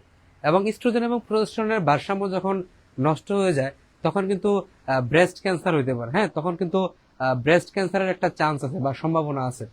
তাহলে এখন কথা হচ্ছে যে ভাইয়া এই ব্রেস্ট ক্যান্সার, হ্যাঁ, এই ব্রেস্ট ক্যান্সারে যে ইস্ট্রোজেনের যে প্রোজেস্টেরনের ভারসাম্যটা নষ্ট হয়ে যায়, ঠিক আছে, সেই ভারসাম্যটা নষ্ট করতে হেল্প করে কিন্তু আমাদের এই প্যারাবেন। হ্যাঁ, কারণ এই প্যারাবেনটা কৃত্রিম ইস্ট্রোজেন তৈরি করে। ন্যাচারালি তোমার বডিতে ইস্ট্রোজেন তৈরি হচ্ছে, বা যদি কৃত্রিম ভাবে তৈরি হয় বিভিন্ন কেমিক্যালের প্রভাবে, প্যারাবেনের প্রভাবে, তাহলে কিন্তু তোমার ন্যাচারাল যে হরমোন সেটা কিন্তু নর্মালি কাজ করতে পারবে না, তখনই কিন্তু তোমার ব্রেস্ট ক্যান্সার হবে। ঠিক আছে, এবং এর প্রভাবে কিন্তু বালিকাদের অগ্রিম বয়সন্ধিকাল হয়, অগ্রিম বয়সন্ধিকাল শুরু হয়, অল্প বয়সে বয়সন্ধিকাল শুরু হয়। তাহলে এই জিনিসটা মনে রাখতে হবে। তাহলে ব্রেস্ট ক্যান্সারের টিউমারের প্রতি গ্রাম টিস্যুতে কতটুকু প্যারাবেন পাইছো, 2 × 10⁻৯ গ্রাম। এবং এরা কি তৈরি করে, কৃত্রিম ইস্ট্রোজেন তৈরি করে, যেটা হচ্ছে বয়সন্ধিকাল এবং হচ্ছে ব্রেস্ট ক্যান্সার তৈরিতে গুরুত্বপূর্ণ ভূমিকা রাখে। ঠিক আছে, তারপর দেখো পটাশিয়াম সরবেট, এখানে থেকে তোমার সর্বিক অ্যাসিডের সংকেতটা একটু পড়বা, C6H8O2। জাস্ট এটা একটু পড়বা যে সর্বিক অ্যাসিডের সংকেত কি। ঠিক আছে, সর্বিক অ্যাসিডের সংকেত কি, C6H8O2। ঠিক আছে, আর এটা একটু খাতায় লিখবে, দেখো একদম সহজ, 2,4-হেক্সাডাইইনওয়িক অ্যাসিড। ঠিক আছে, হেক্সা মানে কি, হেক্সা মানে 6টা কার্বন, 1 2 3 4 5 6, 6টা কার্বন। ঠিক আছে, 6টা কার্বন, তাহলে হেক্সা। আর 2 নাম্বার এবং 4 নাম্বার পজিশনে, 2 নাম্বার এবং 4 নাম্বার পজিশনে ডাইইন, তাহলে এটা হচ্ছে 2 নাম্বার কার্বন, 1 2, 2 নাম্বার কার্বন এখানে ডাবল বন্ড আছে, 4 নাম্বার কার্বন এখানে ডাবল বন্ড আছে। এখান থেকে যেহেতু এখানে কার্যকরীমূলক 1 2, তাহলে 2 নাম্বার এবং হচ্ছে 4 নাম্বার কার্বন আমার কি আছে, ডাবল বন্ড আছে। তাহলে 2,4-হেক্সাডাইন। আর ওইক অ্যাসিড যেহেতু কার্বক্সিলিক অ্যাসিড, ওইক অ্যাসিড, তাহলে 2,4-হেক্সাডাইইনওয়িক অ্যাসিড। তুমি জাস্ট একবার যদি লেখো খাতায় তাহলে কিন্তু হয়ে যাবে সর্বিক অ্যাসিডের সংকেত। এটা তোমার হচ্ছে কোথায় লাগবে, এটা তোমার লাগবে হচ্ছে HSC তে। এডমিশনের জন্য এটা গুরুত্বপূর্ণ না, যারা হচ্ছে 24 ব্যাচ তারা একটু শিখে রাখবা, এটা শিখে রাখবা যে সর্বিক অ্যাসিডের সংকেতটা কি। ঠিক আছে, C6H8O2, C6H8O2। ঠিক আছে, 2,4-হেক্সাডাইইনওয়িক অ্যাসিড, 2,4 হেক্সা, 6টা কার্বন থাকে, আর 2 নাম্বার এবং 4 নাম্বার পজিশনে ডাবল বন্ড থাকে, হেক্সাডাইইনওয়িক অ্যাসিড। আচ্ছা, তারপর দেখো এইটা যে অ্যাসিটিক অ্যাসিডের ব্যাকটেরিয়া দমন ক্ষমতা pH 4.8 পর্যন্ত কার্যকর থাকে। তার মানে যখন একটা জায়গার একটা বস্তুতে বা একটা খাদ্যদ্রব্যতে pH এর মান 7-এর কম হয় বা হচ্ছে অ্যাসিটিক হয়, মানে অ্যাসিডিক হয়, তখনই কিন্তু নর্মালি আমরা অ্যাসিটিক অ্যাসিড বা ইথানোইক অ্যাসিড কাজ করে, এবং সেটা কত, 4.8 পর্যন্ত। তাহলে একটা জায়গায় যখন pH এর মান 4.8 এর মতো থাকবে তখন সেটা হচ্ছে তোমার কি করবে, অ্যাসিটিক অ্যাসিডটা কাজ করবে ওই জায়গায়। ঠিক আছে, আচ্ছা, হ্যাঁ এটা খুবই ইম্পর্টেন্ট, সাইট্রিক অ্যাসিড এবং হচ্ছে আমার তোমার সাইট্রিক অ্যাসিড এবং হচ্ছে ইথানোইক অ্যাসিড, এদের হচ্ছে তোমার পিএইচ এর মানটা তোমাকে অবশ্যই পড়তে হবে। হ্যাঁ, এটা খুবই গুরুত্বপূর্ণ, এটা তোমাকে, এই জন্য আমি বারবার বলছি যে এটা তোমাকে অবশ্যই পড়তে হবে, যে দুইটা পিএইচ এর মান, যেমন ইথানোইক অ্যাসিডের হচ্ছে 4.74 আর সাইট্রিক অ্যাসিডের হচ্ছে 3.14। আমাকে বলো যে ভাইয়া এ পর্যন্ত ক্লিয়ার কিনা, আমাকে জাস্ট একটু বলো এই পর্যন্ত ক্লিয়ার কিনা, বুঝতে পারছো কিনা।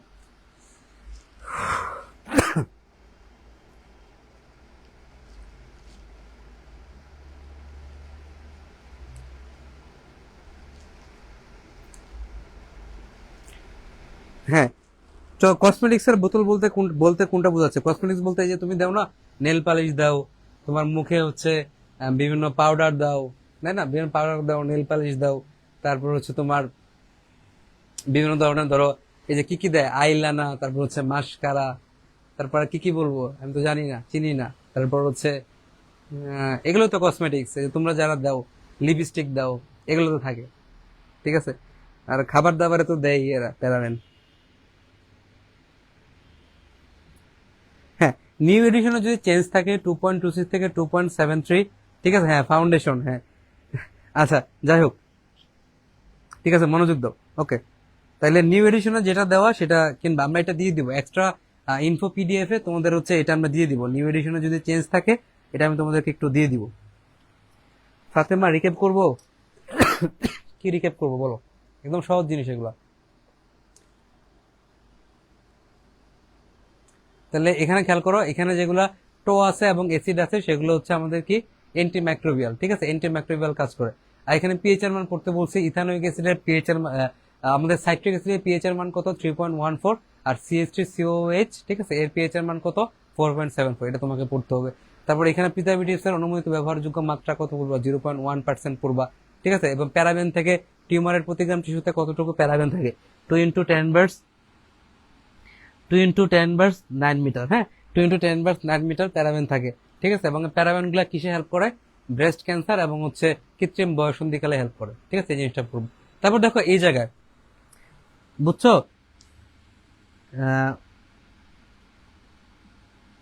শর্ট সিলেবাসের মধ্যে কোনগুলা পড়ে? শর্ট সিলেবাসের ভিতরে এই প্রিজারভেটিভসটা পড়ে এবং হচ্ছে আমাদের ভিনেগারটা পড়ে।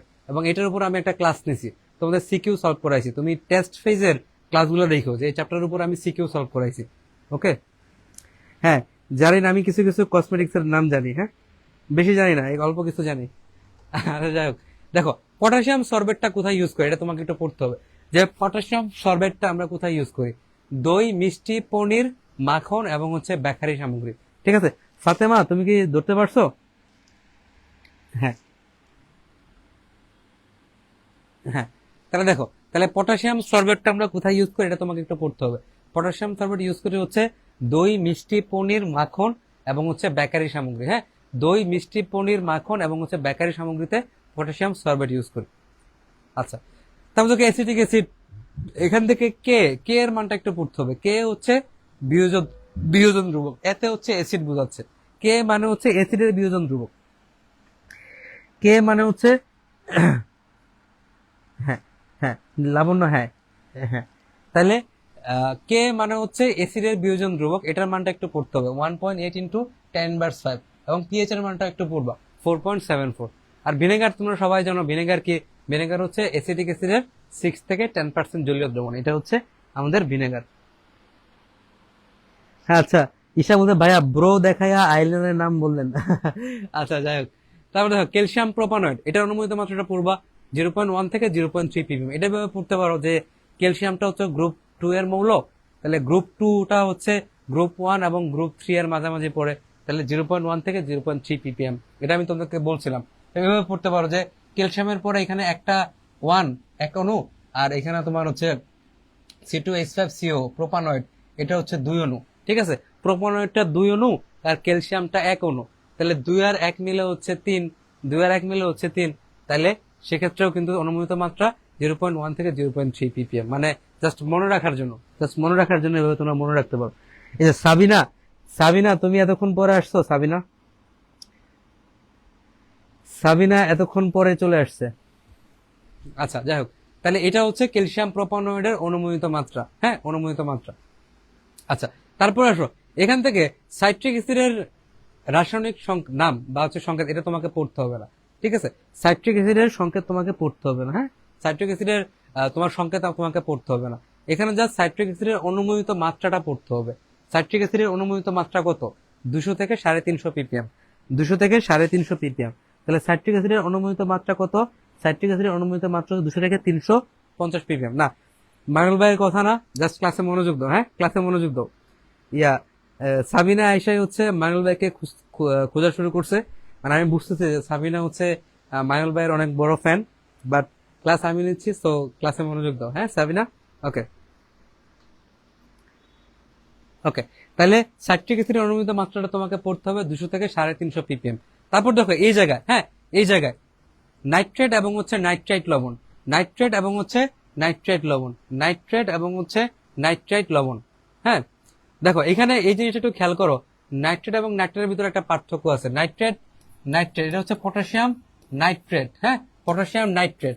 আর যদি পটাশিয়াম নাইট্রাইট বলি, নাইট্রাইট বলি, হ্যাঁ তাহলে এটা হবে KNO2।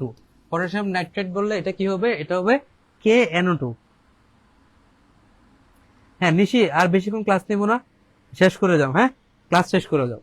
তাহলে এটা হচ্ছে potassium nitrate, nitrite, nitrite, nitrite বললে KNO2, পটাশিয়াম নাইট্রাইট। আর নাইট্রেট বললে KNO3। এটা মেইনলি কোথায় ইউজ করি, মাংস ও মাংসজাত খাদ্য সংরক্ষণে। মাংস ও মাংসজাত খাদ্য সংরক্ষণে নাইট্রেট অথবা নাইট্রেট লবণ ইউজ করি আমরা। হ্যাঁ নাইট্রেট অথবা নাইট্রেট লবণ ইউজ করি। হ্যাঁ চন্দ্রজিৎ, ঠিক আছে।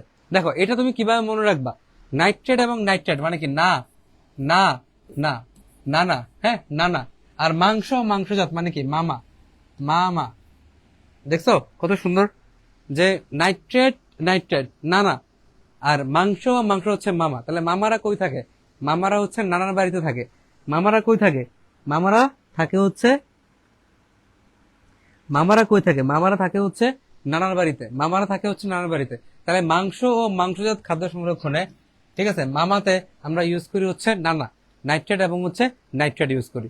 এবং অনুমোদিত মাত্রা কত, 120 ppm। দেখো এই জায়গায় মেইনলি একটা জীবাণুর কথা বলছে, ক্লোস্ট্রিডিয়াম বোটুলিনাম। এটা কি আসলে, ক্লোস্ট্রিডিয়াম বোটুলিনাম হচ্ছে এক ধরনের ব্যাকটেরিয়া। হ্যাঁ ক্লোস্ট্রিডিয়াম বোটুলিনাম হচ্ছে এক ধরনের ব্যাকটেরিয়া, যেটা হচ্ছে তোমার ব্যাকটেরিয়া, যেটা হচ্ছে তোমার ধরো একটা জায়গায় টক্সিন বা হচ্ছে বিষ বা হচ্ছে টক্সিন বা হচ্ছে টক্সিক কোনো একটা পদার্থ বা বিষাক্ত পদার্থ তারা হচ্ছে সিক্রেট করে, ক্লোস্ট্রিডিয়াম বোটুলিনাম। এদের প্রভাবে কিন্তু বোটুলিজম হয় বা হচ্ছে খাবারে বিষক্রিয়া হয়। তাহলে ক্লোস্ট্রিডিয়াম বোটুলিনাম এটা কি আসলে, ক্লোস্ট্রিডিয়াম, আচ্ছা হ্যাঁ হ্যাঁ ঠিক আছে, আচ্ছা আচ্ছা ওকে, একটু মনোযোগ দাও। হ্যাঁ আর বেশিক্ষণ ক্লাস নেবো, একটু মনোযোগ দাও। তাহলে ক্লাসে মনোযোগ দিলে লাভটা কি দেখো, ক্লাসে মনোযোগ দিলে তোমার লাভ। দেখো তুমি ডেইলি ক্লাস করতেছো, তাহলে ডেইলি ক্লাস করাতে তুমি বলো যে তোমার কতটুকু সময় নষ্ট হচ্ছে। তাহলে এই সময়টাকে তোমার কাজে লাগাইতে হবে। ডেইলি ক্লাস করতেছো, এই ক্লাসের টাইমটা যদি তুমি কাজে লাগাও, দিন শেষে গিয়ে তুমি কিন্তু অনেক কিছু শিখতে পারবা। বাট এই ক্লাসের টাইমে তুমি যদি মানে উল্টা পুল্টা কমেন্ট করে টাইম নষ্ট করো, তাহলে কিন্তু আর কিছু শিখতে পারবা না। ঠিক আছে, এটা কিন্তু খুবই গুরুত্বপূর্ণ। যেমন আমি খেয়াল করো, আগে প্রয়াস 2-তে পড়াইছি, প্রয়াস 3-তে পড়াইছি, মানে এর আগের 2টা ব্যাচে পড়াইছি। আমি দেখছি যারা বেশি কমেন্ট করে, উল্টাপাল্টা কমেন্ট করে, এরা কিন্তু খারাপ করে যায়। তো খুব সাবধান, জাস্ট পড়া যা হচ্ছে সেটাই, এবং যতটুকু টাইম আসছে ততটুকু টাইম কিন্তু একদম কমপ্লিট মনোযোগ দিয়ে ক্লাস করতে হবে, তাহলে কিন্তু তুমি ভালো করবা। হ্যাঁ এই জিনিসটা কিন্তু সবাই মেনটেন করার চেষ্টা করো। হ্যাঁ বোটুলিজম হয়, ঠিক আছে, বোটুলিজম হয়, খাদ্যে বিষক্রিয়া হয়। আচ্ছা যাই হোক, তারপরে চলো। হ্যাঁ না, এই বইয়ের জ্বালায় কিছু হবে না।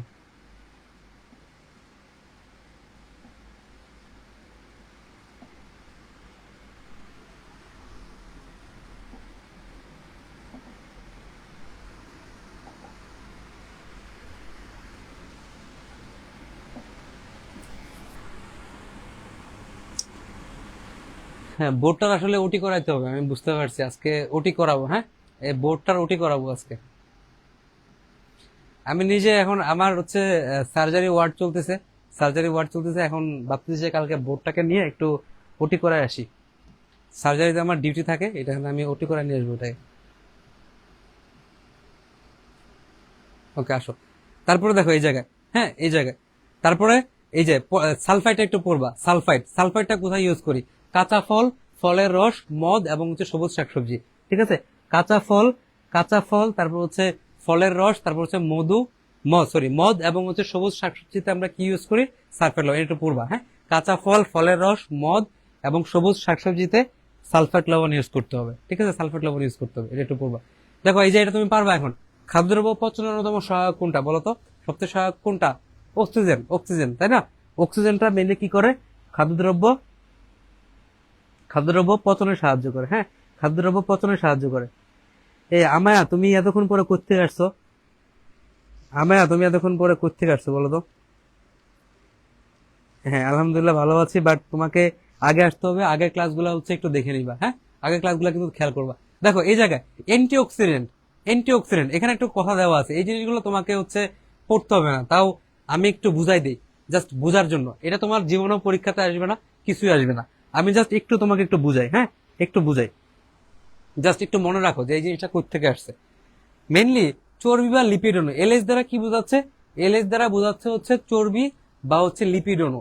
চর্বি বা হচ্ছে লিপিড অণু। হ্যাঁ, আমাদের যে বডির যে সেলগুলো থাকে, হ্যাঁ আমাদের বডির যে সেলগুলো থাকে, এই বডির সেলগুলোতে কিন্তু মেমব্রেন থাকে, সেল মেমব্রেন থাকে। তোমরা সবাই জানো যে সেল মেমব্রেনে কিন্তু কিছু লিপিড থাকে। সেল মেমব্রেনে কি থাকে? বিভিন্ন লিপিড থাকে। ওকে, লিপিড থাকে। এখন অক্সিজেন কি করে মেনলি? তাহলে লিপিড, ধরো এটা আমাদের সেল মেমব্রেনের লিপিড বা যে কোনো লিপিড খাদ্যবস্তু, এলএইচ। তাহলে এল এবং এইচ এর মাঝখানে খেয়াল করে দেখো ডাবল বন্ড, মানে একটা বন্ড আছে। এটা কি সমযোজী বন্ধন, ঠিক আছে? এল এবং এইচ এর মাঝখানে একটা কি আছে? এই যে সমযোজী বন্ধন আছে, দুইটা ইলেকট্রন দিয়ে বন্ধন তৈরি করা আছে। বাট যখন এর সাথে অক্সিজেন যুক্ত হয়, যখন এর সাথে অক্সিজেন যুক্ত হয়, হ্যাঁ, তখন হচ্ছে মুক্তমূলক বা ফ্রি রেডিক্যাল তৈরি হয়। এখন প্রশ্ন হচ্ছে ভাইয়া, ফ্রি রেডিক্যাল বা মুক্তমূলক জিনিসটা কি? ফ্রি রেডিক্যাল বা মুক্তমূলক জিনিসটা হচ্ছে যে এল এর সাথে যে কোনো একটা পরমাণুর সাথে শুধুমাত্র একটা ইলেকট্রন থাকবে, আনপেয়ার্ড সিঙ্গেল ইলেকট্রন থাকবে। মানে এল এর সাথে তুমি চিন্তা করো, আগে এল এর যখন ছিল, একটা ইলেকট্রন এল থেকে আসছে, একটা ইলেকট্রন হাইড্রোজেন থেকে আসছে, এরা দুজন সমযোজী বন্ধন তৈরি করে এলএস তৈরি করছে। বাট যখন এল মুক্তমূলক তৈরি করলো, হ্যাঁ এল মুক্তমূলক তৈরি করলো, তখন এল এর সাথে একটা ইলেকট্রন চলে আসছে, এইচ এর সাথে একটা ইলেকট্রন চলে গেছে, এখানে এইচ ও তৈরি করছে। এইচ ও এটা কি? এটা হচ্ছে পারক্সাইড। পারক্সাইড মানে কি? পারক্সাইড কথাটার মানে হচ্ছে অক্সিজেনের সংখ্যা একটা বেশি থাকবে। পারক্সাইড মানে হচ্ছে অক্সিজেনের সংখ্যা একটা বেশি থাকবে। দেখো নর্মালি একটা অক্সিজেন থাকার কথা, ওয়েছে আর একটা অক্সিজেন চলে আসছে, তাহলে এটা হচ্ছে পারক্সাইড। আর এল এর সাথে একটা ইলেকট্রন আছে, ঠিক আছে, একটা আনপেয়ার্ড ইলেকট্রন, সিঙ্গেল ইলেকট্রন আছে, তাহলে এটা হচ্ছে এল মুক্তমূলক বা হচ্ছে ফ্রি রেডিক্যাল। তাহলে এখানে অনেকগুলো বিক্রিয়া দেওয়া আছে, এই বিক্রিয়াগুলো তোমাকে পড়তে হবে না, কারণ এগুলো জীবনে পরীক্ষাতে আসবে না। জাস্ট তোমাকে একটু দেখাইছে এই জায়গায় যে এরা কিভাবে আমাদের যে কোষের মেমব্রেনের যে লিপিড আছে এগুলাকে ধ্বংস করে দেয়, বা হচ্ছে খাবারের যে লিপিড আছে সেগুলোকে ধ্বংস করে দেয়। দেখো অক্সিজেন যখন আসে তখন লিপিডের সাথে বিক্রিয়া করে, ঠিক আছে, লিপিডের সাথে বিক্রিয়া করে খাবারের লিপিড বা আমাদের সেলের লিপিড বিক্রিয়া করে একটা মুক্তমূলক তৈরি করে দেয়। এই মুক্তমূলক গুলো থাকলে সমস্যা কি? এই মুক্তমূলক গুলো থাকলে সমস্যা হচ্ছে এগুলা আরো বিক্রিয়া করে, অনেক বিক্রিয়া করে, চেন অফ রিয়েকশন করে, অনেকগুলা বিক্রিয়া করে আমার সেল মেমব্রেনটাকে নষ্ট করে দেয়, আমার চর্বিটাকে নষ্ট করে দেয়। হ্যাঁ, তারপর এখানে পারক্সাইড তৈরি করে, এই পারক্সাইডটাও আমার কোষে হচ্ছে ক্ষত সৃষ্টি করে, ঠিক আছে, যেগুলো থেকে পরবর্তীতে বিভিন্ন কঠিন রোগ সৃষ্টি হতে পারে বা খাবার নষ্ট হয়ে যেতে পারে। ঠিক আছে, আমার কোষের যে লিপিড লেয়ার ওটাকে ধ্বংস করলে আমার কোষ নষ্ট হয়ে যেতে পারে, সেখানে রোগ তৈরি হতে পারে। আর এগুলো খাবারের লিপিডকে নষ্ট করলে সেখানেও খাবারটা নষ্ট হয়ে যেতে পারে। তাহলে এই অক্সিজেনের উপস্থিতিতে তোমার এভাবে যে ফ্রি রেডিক্যাল তৈরি হয় বা মুক্তমূলক তৈরি হয়। মুক্তমূলক কি? একটা মাত্র ইলেকট্রন থাকে কক্ষপথে, সিঙ্গেল আনপেয়ার্ড ইলেকট্রন। আর পারক্সাইড কি? পারক্সাইড হচ্ছে অক্সিজেনের সংখ্যা নর্মালের থেকে একটা বেশি থাকে। পারক্সাইড মানে অক্সিজেনের সংখ্যা নর্মালের থেকে একটা বেশি থাকে, ঠিক আছে। তাহলে এখানে অ্যান্টিঅক্সিডেন্টটা কিভাবে কাজ করে দেখো। এইচ, ঠিক আছে, এইচটা হচ্ছে কি? অ্যান্টিঅক্সিডেন্ট। এইচটা হচ্ছে অ্যান্টিঅক্সিডেন্ট। এই এইচটা এল মানে এই যে মুক্তমূলকটা, এটাই তো ক্ষতিকারক, তাই না? এই এল মুক্তমূলকটাই তো ক্ষতিকারক, কারণ এটা পরবর্তীতে দেখো এই এলটা আরো চেন রিয়াকশন করতেছে, তাহলে এলটা ক্ষতিকারক। এই ক্ষতিকারক এলটা, ঠিক আছে, ক্ষতিকারক এলটা এটার সাথে বিক্রিয়া করে ফেলে। এই অ্যান্টিঅক্সিডেন্টটা এই ক্ষতিকারক এল সাথে বিক্রিয়া করে একটা স্থায়ী মূলক তৈরি করে।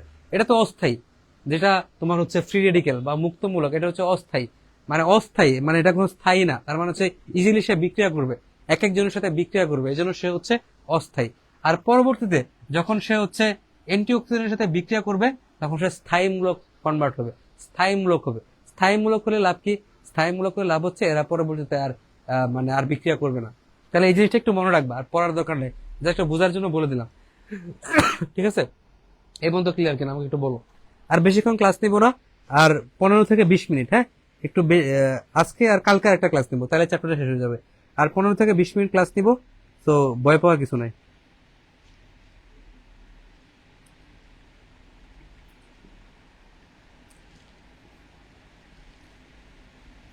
আমি একটু বলো যে ভাই ঠিক আছে কিনা।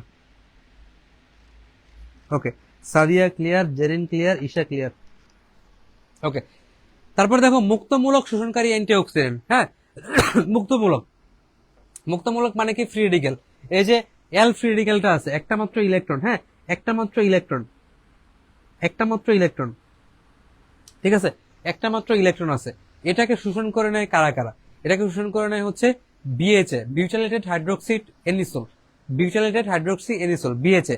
নামটা দেখে তুমি বুঝবা, বিউটাইলেটেড কথাটা থাকবে, হ্যাঁ বিউটাইলেটেড কথাটা থাকবে, বিউটাইলেটেড কথাটা থাকবে। BHA, butylated hydroxy anisole, BST, butylated hydroxy toluene, তারপর হচ্ছে টিবিএইচকিউ, টার্সিয়ারি বিউটাইল হাইড্রোকুইনন, আর হচ্ছে প্রোপাইল গ্যালেট। এই চারটা নাম তোমাকে পড়তে হবে, কারণ পরীক্ষায় আসবে যে নিচের কোনটা মুক্তমূলক শোষণকারী অ্যান্টিঅক্সিডেন্ট না, বা পরীক্ষাতে আসবে নিচের কোনটা তো নিচের কোনটা মুক্তমূলক শোষণকারী অ্যান্টিঅক্সিডেন্ট, ঠিক আছে, এটা পরীক্ষাতে আসবে। তাহলে তোমাকে বিউটাইলেটের কথাটা দেখে বুঝতে হবে। তাহলে চারটা আছে, বিউটাইলেটেড হাইড্রোক্সি এনিসোল, একটু তাড়াতাড়ি যাই যেহেতু অনেকক্ষণ টাইম হয়ে গেছে। বিউটাইলেটেড হাইড্রোক্সি টলোইন, ঠিক আছে, তারপরে টার্সিয়ারি বিউটাইল হাইড্রোকুইনন এবং হচ্ছে প্রোপাইল গ্যালেট।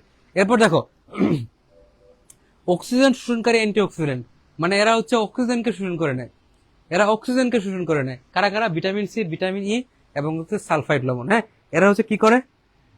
হ্যাঁ মারিয়া, তোমার এসএমএস আসছে এখন, মারিয়া তোমার এসএমএস আসছে। হ্যাঁ হ্যাঁ, সাদিয়া তো পারে, বিবিটি, বিবিটা পাগল, হ্যাঁ বিবিটা পাগল দিয়েও পড়তে পারো, বা কারা এমনি মনে থাকলে হবে, বিবিটা পাগল দিয়েও পড়তে পারো, ঠিক আছে। Butyl hydroxy anisole, butyl hydroxy toluene, tertiary butyl hydroquinone এবং হচ্ছে প্রোপাইল গ্যালেট, বা এমনিও মনে থাকবে। আচ্ছা, আর দেখো অক্সিজেন শোষণ করা, অক্সিজেনকে শোষণ করে কারা? ভিটামিন সি, ভিটামিন ই এবং হচ্ছে sulphide, vitamin C, vitamin E এবং হচ্ছে সালফাইড। এটা তোমরা সিএসসি দিয়ে পড়তে পারো, CSC, vitamin C, vitamin E এবং সালফাইড। লিখতেছি না, লিখলে চলে যাবে, চলে যাবে। বোর্ডটা এতটা, মানে বোর্ডটা এতটা বেইমান হয়েছে, ঠিক আছে, বোর্ডটা খুবই পাজি হয়েছে, ওকে আমি শিওর ডেস্কে উঠি করাবো। আচ্ছা যাই হোক, তাহলে CSC, vitamin C, C, E, sulphide, computer science and engineering, CSC. তাহলে এরা হচ্ছে মুক্তমূলক শোষণকারী অ্যান্টিঅক্সিডেন্ট, ঠিক আছে, সিএসসি। তাহলে এরা হচ্ছে মুক্তমূলক শোষণকারী অ্যান্টিঅক্সিডেন্ট, ঠিক আছে, এটা মনে রাখবা। আর এখানে সংকেত পড়তে হবে না, হ্যাঁ কোনো কারোর সংকেত পড়তে হবে না, কারোর সংকেত পড়তে হবে না, খালি নাম পড়তে হবে, কারোর সংকেত পড়তে হবে না, শুধু নাম পড়তে হবে। দেখো, তাহলে ভিটামিন সি এর আরেক নাম কি? ভিটামিন সি এর আরেক নাম হচ্ছে অ্যাসকর্বিক অ্যাসিড। কই পাওয়া যায়? টক ফল, শাকসবজি, কাঁচামরিচ, ঠিক একবার রিডিং করবা, ঠিক আছে, মুখস্থ করার কথা। ভিটামিন ই এর আরেকটা নাম কি?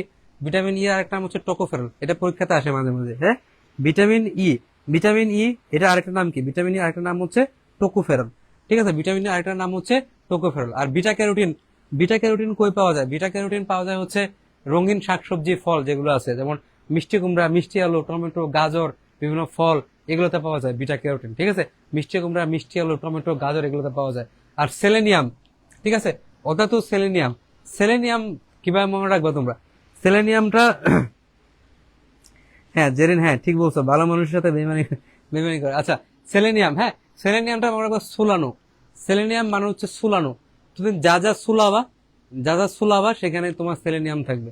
ধরো মাছ সুলাবা, মাছ ছুলা, মাছ ছুলাও, মুরগি ছুলাও, ডিম ছুলাও, রসুন ছুলাও, তাহলে যেসব জিনিস ছোলাও সেসব জায়গায় সেলেনিয়াম থাকে, একদম সহজ। ক্যারোটিন, বিটা ক্যারোটিন, হ্যাঁ বিটা ক্যারোটিন অনেকটা ভিটামিন এ এর মতো, হ্যাঁ বিটা ক্যারোটিন অনেকটা ভিটামিন এ এর মতো কাজ করে।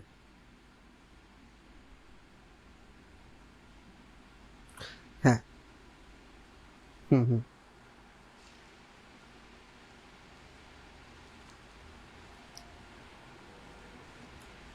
হুম।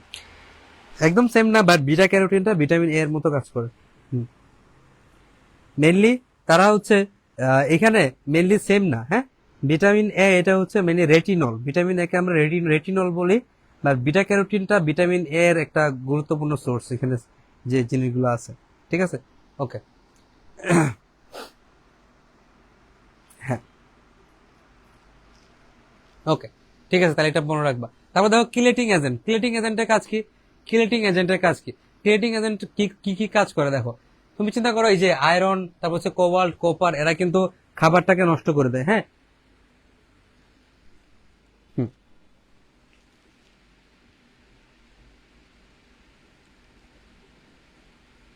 হুম,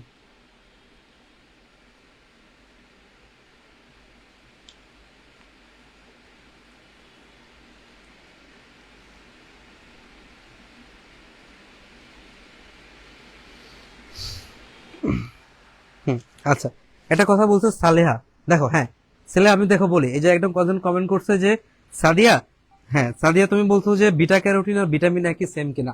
মেইনলি বিটা ক্যারোটিনটা আমাদের বডিতে গিয়ে ভিটামিন এ তে কনভার্ট হয়, ঠিক আছে, বিটা ক্যারোটিনটা আমাদের বডিতে গিয়ে ভিটামিন এ তে কনভার্ট হয়।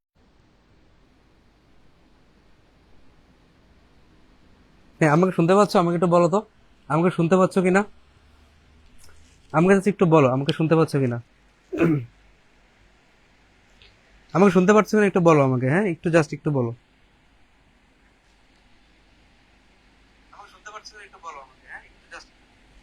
আচ্ছা আচ্ছা ওকে। দেখো তাহলে ইরিটিয়া কি ইথিলিন ডায়ামিন টেট্রাএসিডেট, হ্যাঁ ইথিলিন ডায়ামিন টেট্রাএসিডেট। তাহলে এখানে এই ইরিটিয়াতে, ঠিক আছে আচ্ছা ঠিক আছে, তাহলে ইরিটিয়াতে তোমার কি থাকে, বিভিন্ন মুক্তজোড় ইলেকট্রন থাকে। দেখো এই যে মুক্তজোড় ইলেকট্রন থাকে, মুক্তজোড় ইলেকট্রন থাকে, 4টা অক্সিজেন পরমাণু এবং হচ্ছে 2টা নাইট্রোজেন পরমাণু, 4টা অক্সিজেন পরমাণু এবং হচ্ছে 2টা নাইট্রোজেন পরমাণু থাকে যাদের মুক্তজোড় ইলেকট্রন থাকে।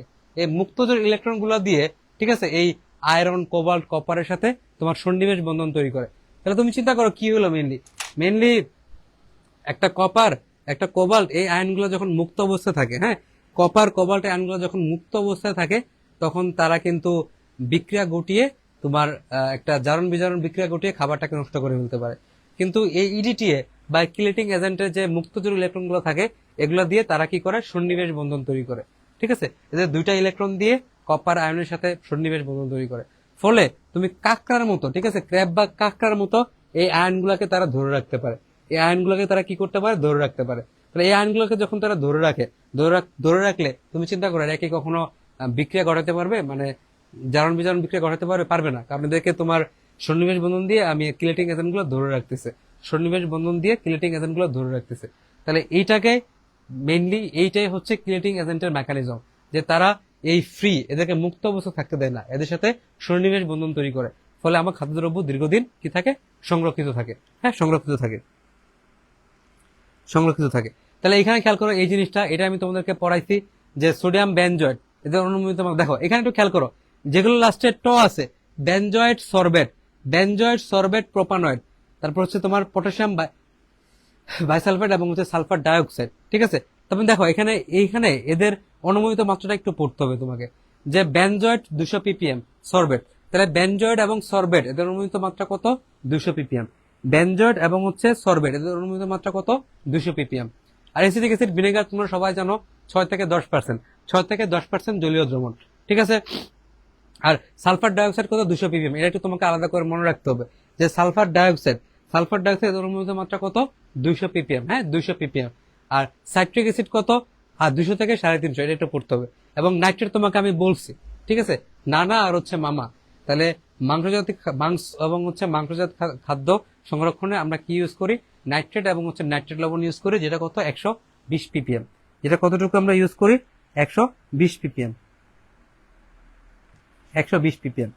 ওকে, তাহলে একটু পড়ে ফেলবো, তারপর চলো। তাহলে এখানে বিএইচএ বিএসটি, হ্যাঁ এটা তোমাকে দেখো শুধুমাত্র বিএসটির পরিমাণটা একটু বেশি, বিএসটিটা হচ্ছে 200 ppm, বিএসটিটা হচ্ছে 200 ppm, আর বাকিগুলো হচ্ছে 100 ppm করে। এটা একটু পড়বা, এদের অনুমোদিত মাত্রাটা একটু পড়বা, ঠিক আছে, এদের অনুমোদিত মাত্রাটা একটু পড়বা। হ্যাঁ চুল তো ঠিক হবে না, রিস্টার্ট, চুলের একটা রিস্টার্ট দিতে হবে, মানে চুল বড় হয়ে গেছে খুবই, মানে লাইন ছাড়া হয়ে গেছে, চুল কাটতে হবে, চুলের একটা রিস্টার্ট দিতে হবে, বুঝছো। আর যাই হোক, তাহলে এটা একটু পড়বা। তারপর দেখো এখানে এখানে ফুড এডিটিভস মানে কি, আমরা খাবারে কি কি জিনিস এক্সট্রা করে ইউজ করি, এগুলো হচ্ছে ফুড এডিটিভ, যেমন ফলের এসেন্স বা হচ্ছে ফলের নির্যাস ইউজ করি। আর ইমালসিফায়ার জিনিসটা কি, ইমালসিফায়ার মানে কি, ধরো 2টা মিশ্রণ, ধরো পানি এবং হচ্ছে তেলের মিশ্রণ, পানি এবং তেলের মিশ্রণ কিন্তু কখনো একসাথে মিক্স হয় না, পানি এবং তেলের মিশ্রণ একসাথে মিক্স হয় না। তাই এরকম যেসব মিশ্রণ আছে যেগুলা একসাথে কখনো মিক্স হয় না, এদেরকে একসাথে করার জন্য আমরা কিছু কিছু কেমিক্যাল ইউজ করি, এদেরকে বলা হয় ইমালসিফায়ার। আমি কালকের ক্লাসে এগুলো পড়াবো, যে নর্মালি যেসব কেমিক্যাল একসাথে মিক্স হয় না এদের জন্য আমরা কিছু কিছু পদার্থ বাইরে থেকে যোগ করি, যার ফলে নর্মালি মিক্স না হওয়া পদার্থগুলো একসাথে থাকে, এদেরকে বলা হয় ইমালসিফায়ার। তাহলে ইমালসিফায়ার কি কি আছে প্রথমে পড়বা তুমি, হচ্ছে লেসিথিন, হ্যাঁ লেসিথিনটা পড়বা, লেসিথিনটা পড়বা, হ্যাঁ লেসিথিনটা পড়বা। এখানে E322 দ্বারা কি বোঝাচ্ছে, E322 দ্বারা কি বোঝাচ্ছে, হ্যাঁ এটা দ্বারা বোঝাচ্ছে হচ্ছে এটা দ্বারা বোঝাচ্ছে এটা একটা বাণিজ্যিক নাম। হ্যাঁ, E322 এটা হচ্ছে মেইনলি বাণিজ্যিক নাম, বাণিজ্যিক নাম। হ্যাঁ, তাহলে মেইনলি হচ্ছে তোমার ইউরোপিয়ান কমিউনিটি যারা আছে, ইউরোপিয়ান কমিউনিটি থেকে যদি তোমার এটা অনুমোদিত হয় তাহলে এর সাথে ই যুক্ত থাকবে। ঠিক আছে, ই যুক্ত থাকবে ইউরোপিয়ান কমিউনিটি দ্বারা। তাহলে E322 এটা হচ্ছে বাণিজ্যিক নাম, যেটাকে আমরা বলি লেসিথিন। আর সরবিটলটা কি, মেইনলি সরবিটলটা আমরা ইউজ করি হচ্ছে মিষ্টিকারক হিসাবে, মিষ্টিকারক হিসাবে। ডায়াবেটিক চকলেট, মানে নর্মালি যারা ডায়াবেটিস পেশেন্ট তারা কিন্তু মিষ্টি খেতে পারে না। হ্যাঁ, আজকে সবকিছুর ওটি করাবো, চুলেরও ওটি করাবো, সবকিছু ওটি করাবো। হ্যাঁ, কেনিং পর্যন্ত পড়াবো। আর 10 মিনিট, 10 থেকে 15 মিনিট, 1:50 ক্লাস শেষ করে দিব। হ্যাঁ, আর 10 মিনিট, 10 থেকে 15 মিনিট। এই যে এখন 1:36 বাজে, 1:50 শেষ করে দিব। ওকে, 1:50 শেষ করে দিব। বুঝছো জেরিন? হ্যাঁ, তাহলে ইউরোপিয়ান কমিউনিটি দ্বারা যেটা আমাদের হচ্ছে তারা অনুমোদন দেয়, সেটাকে আমরা ই ইউজ করি। তাহলে শুধুমাত্র সরবিটলটা পড়বে, এর সংকেত তোমাকে পড়তে হবে না। বুঝছো জেরিন? আর 14 মিনিট, 1:36 বাজে, 1:50 ছেড়ে দেবো। তাহলে ডায়াবেটিক চকলেটে প্রশ্ন আসবে এভাবে যে ডায়াবেটিক চকলেটে আমরা কোনটা ইউজ করি? ডায়াবেটিক চকলেটে না না না না না, আমি 1:36 দেখো, 1:50 ছেড়ে দিব। দেখো 1:36 দেখাচ্ছে, 1:50 ছেড়ে দিব। হ্যাঁ, তারপর ওটি করতে ঢুকবো। ওকে, ঠিক আছে। তাহলে সরবিটলটা কি? এটা হচ্ছে E420। ঠিক আছে, এই সরবিটলটা কি? সরবিটল হচ্ছে E420। দেখো আজকে সরবিটলটাও কি হয়ে গেছে, সরবিটলটাও কিন্তু 420 হয়ে গেছে। মানে আমার সাথে আজকে সবাই মানে সবাই খুব বাজে আচরণ করতেছে। সরবিটল সেও কিন্তু 420 হয়ে গেছে, দেখছো? মানে আর কিছু বলার নাই। নিশি 1টা বাজে, 10:43 বাজে, 10:43 বাজে। কিরে ভাই, 1টা বাজে কে বলতেছো? দেখো এরপর আসো কেনিং এর মূলনীতি। কেনিং এর মূলনীতি এখানে খেয়াল করো। এখানে একটা কথা বলা আছে যে বেশি অম্লীয় খাদ্যবস্তু, তাহলে বেশি অম্লীয় মানে কি? এদের অ্যাসিডের পরিমাণ খুব বেশি থাকে। তাহলে বেশি অম্লীয় মানে অ্যাসিডের পরিমাণ বেশি, তার মানে পিএইচ কম। পিএইচ কত? <4.6। তাহলে বেশি, হ্যাঁ 1 ঘন্টা 50 মিনিট। আর 13 মিনিট আছে, 13 মিনিট একটু মনোযোগ দাও। ঠিক আছে, হয়ে যাবে। হ্যাঁ, সবটা পড়ানোর পরে একটু রিক্যাপ করবো। ঠিক আছে, তাইলে বেশি অম্লীয় খাদ্যবস্তু, হ্যাঁ বেশি অম্লীয়, হ্যাঁ আমি 1:50 শেষ করব। তাহলে বেশি অম্লীয় খাদ্যবস্তু যাতে পিএইচ এর মান 4.6 এর কম থাকে, এদের ক্ষেত্রে টেম্পারেচারটা কত লাগে? একটু কম লাগে, 82 থেকে 100 ডিগ্রি সেলসিয়াস। এটা একটু মনে রাখবা যে বেশি অম্লীয় খাদ্যবস্তুর ক্ষেত্রে পিএইচ মানে টেম্পারেচারটা একটু কম লাগে, 82 থেকে 100 ডিগ্রি সেলসিয়াস। হ্যাঁ, 82 থেকে 100 ডিগ্রি সেলসিয়াস। আর যাদের ক্ষেত্রে তোমার পিএইচ এর মানটা বেশি, ধরো 4.6 এর বেশি, মানে যারা একটু কম অম্লীয় বা ক্ষারের দিকে যাচ্ছে, এদের ক্ষেত্রে টেম্পারেচারটা একটু বেশি লাগে, 115 থেকে 101 ডিগ্রি সেলসিয়াস। ঠিক আছে ফাতেমা মিম আমি হচ্ছে লাস্টে রিক্যাপ করবো। হ্যাঁ, শেষ করে নেই, ক্যানিংটা শেষ করে নেই, এরপর লাস্টে রিক্যাপ করবো।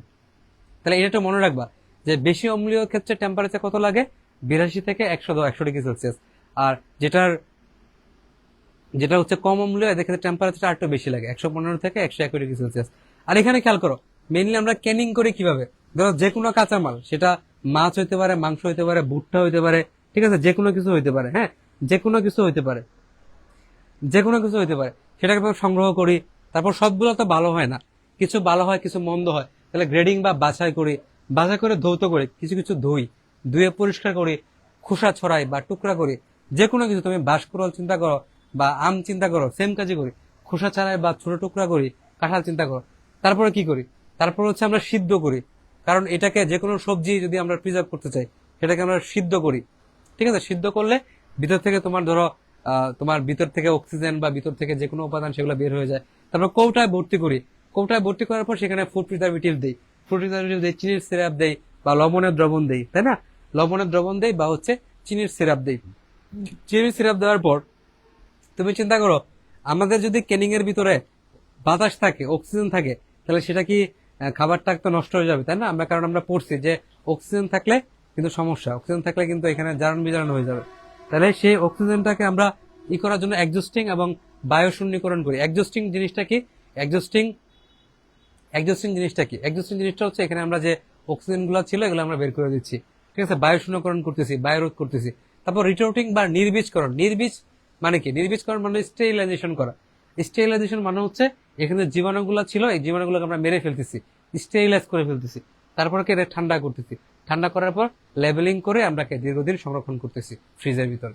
তাহলে এটা হচ্ছে আমাদের ক্যানিং এর একটা মূলনীতি, যে আমরা কি করি, কাঁচামাল সংগ্রহ করি, ধৌত করি। তাহলে একদম সিম্পল, এটা আসলে করার মতো কিছু নাই। তুমি নর্মালি চিন্তা করলে বুঝবা যে সবজি সংরক্ষণ করার সময় আমরা এসব কাজই করি, ধুই, পরিষ্কার করি, গরম করি, তারপরে বায়ু রোধ করে প্রিজারভেটিভ দিয়ে দীর্ঘদিন ধরে সংরক্ষণ করি।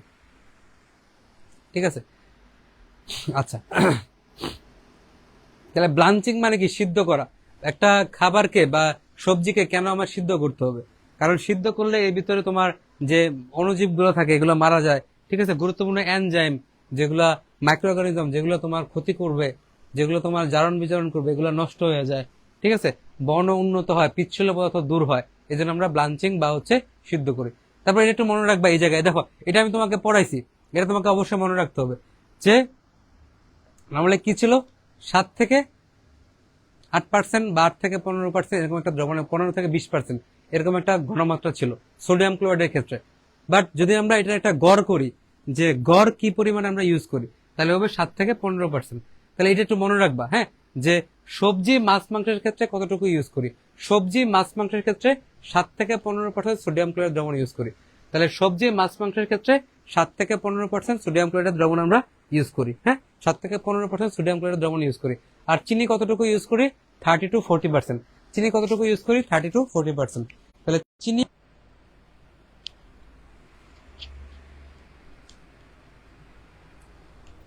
হুম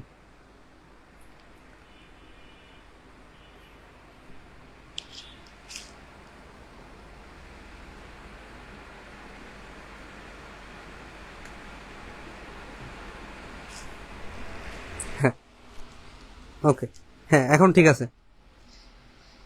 নর্মালি আমরা 7 থেকে 15% আর 30 to 40% ইউজ করি। হ্যাঁ, 30% ইউজ করি। আর এক্সস্টিং জিনিসটা কি? অক্সিজেন বের করে দিই, এটা হচ্ছে এক্সস্টিং। আর সিলিং জিনিসটা কি? সিলিং মানে হচ্ছে, হ্যাঁ হ্যাঁ, এখন তো চলে আসছে।